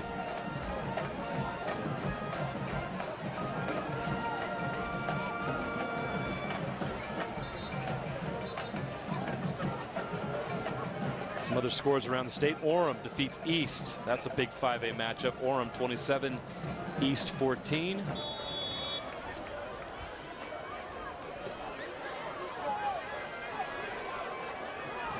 Corner Canyon defeats Farmington 72 to 21. Cook with the carry. Clock continues to run. Another surprising score. Springville crushes Dixie 41 to 9. Expected that game to be close. Skyview defeated Harriman 4A over 6A 21 to 10.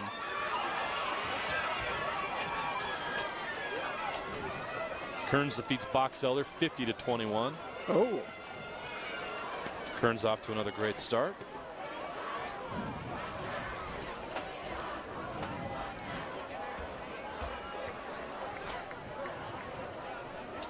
Yeah, they're just going to let this clock run out here. And it's just a matter of time now. Wasatch is going to open the season with the win over their rival. Final timeout taken by Park City.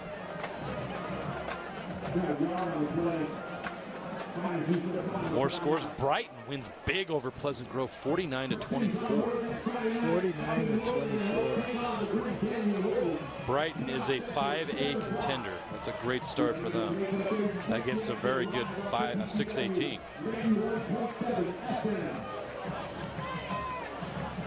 Bingham defeats Weber 55-28.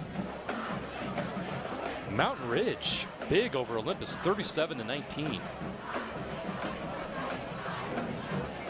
Lone Peak defeats Timpview 38 to 19.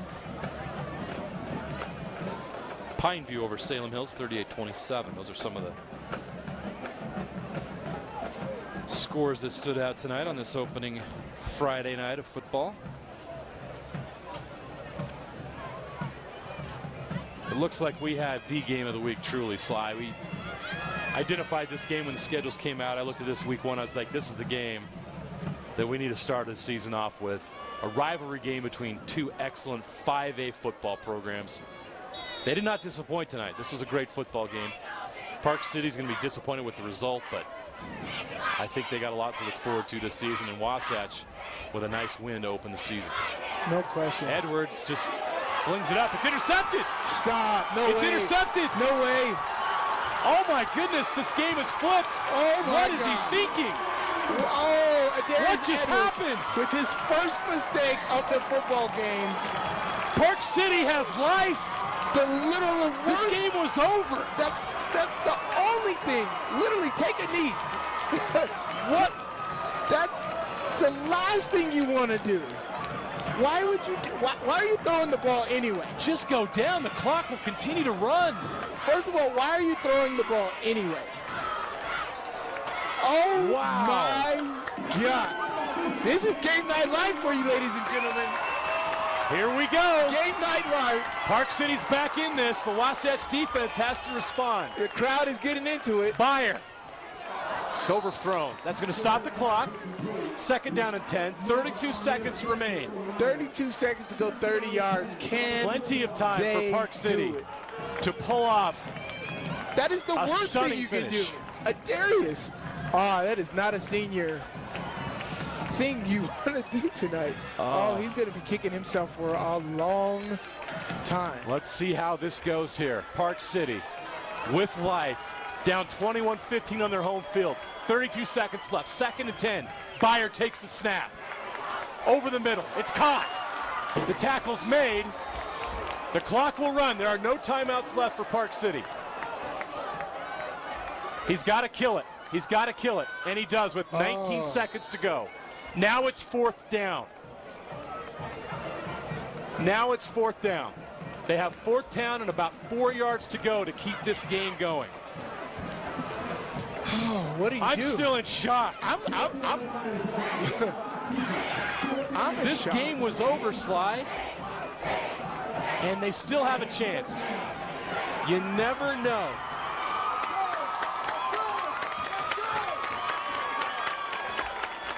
4th down, 4 yards to go. Sam Alford's in the slot up top. Looks like he's going to have one-on-one coverage. Where are you going? You got a two-way go. Post or, right over the middle. Fire. He's got time. Makes a decision. He's going deep to the end zone. It's incomplete. And Wasatch will survive. Woo. Talk about some late game drama right there. What a wild and wacky final minute of this game. Park City got a second chance, but they cannot execute. All but over. There's still 10 seconds left. I learned my lesson the first time. Yeah, for real. He really might try to throw it. And that would be, oh, man. Why are you throwing the ball anyway? You need to be running the ball so you can punt it down to the other side. They would literally have 20, however many seconds. Oh, my gosh. That's what you do in rivalry games, right? Yep. You don't go for one, you go for two, you know. Remember the 2-point, all the stuff played into it at the end here, but it came down to it. They had a shot. Caden Luke on the coverage there on that last play for Wasatch, and that's the right play. You put your knee down into the grass, and you celebrate a victory. Oh, my goodness. Well, Sly, this game had a little bit of everything, didn't it? When you want great game. Everything you want out of a rivalry game. That was a great high school football game. Last-second drama is what you love. That's what I love about the BYU-Utah matchups is it's never over. Like there's been so many Utah matchups where the game is literally hasn't ended in the last 7 seconds, right? The Johnny Harleen in 06, the 4th and 18 in 2007, the end zone, and then all of the late game heroics the last 7-8 years with Brandon Burton blocking the field goals. It's never over, and I love it. I love it. It's football. I got 28 weeks or however many weeks until after the Super Bowl, straight of football every single week to get excited for. Game Night Live, this is a great way to start off the season. What a great way to get it started. I was impressed with both teams, Sly. I think both teams are they're playoff teams, meaning that they can win multiple games. Everybody gets to the playoffs these days, but these are teams that quarterfinals, semifinals, maybe one of these teams could get to a state championship game. We'll see how it all shakes out. Orem's going to be tough to beat in 5A. I just mentioned Brighton knocked off Pleasant Grove tonight. Brighton's going to be there. I think Olympus is going to figure it out. But you look at these teams in 5A, and Wasatch, Park City, these teams will make some noise. They'll be there at the end of the year.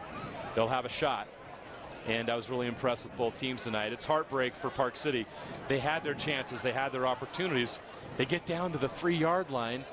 They call a penalty on that play. They're at the 3-yard line. And then everything that happened after that. And then after all that drama, they still, with 30 seconds left, get new life. And they have a chance. But they could not finish and complete the comeback. So 21-15 is the final. Wasatch defeats Park City. A rivalry game that lived up to the hype. It was everything we wanted it to be. It almost became something extra special. I mean, Park City almost had a chance to come from nowhere and win that game. But these two schools, these kids that were involved in this game tonight, they're going to remember it forever. Park City is going to be the what ifs, you know. What if we had done this? What if we had done that? Wasatch is going to remember overcoming all the adversity that they did during this game to be able to survive and to win. So what a great way to kick off Game Night Live. We're waiting for a post-game interview. We hope to talk to a couple of Wasatch players. They're heading off to meet with the team right now.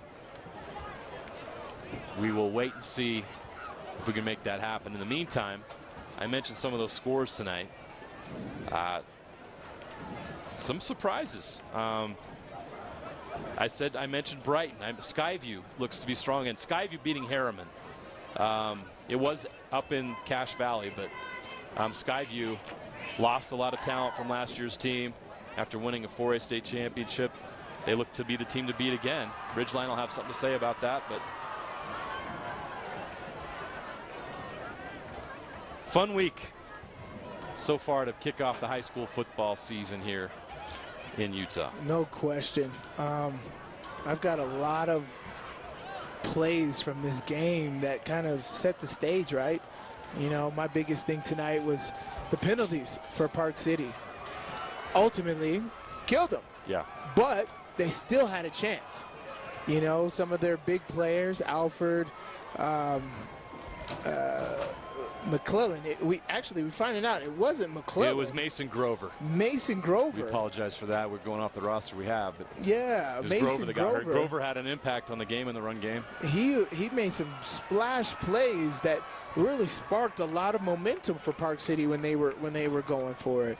And then Byers, he was under duress most of the night, but making amazing plays. You seen him rolling out of the pocket to the left, putting the ball in his left hand, and then, everything shut the up. lights just went out in Georgia.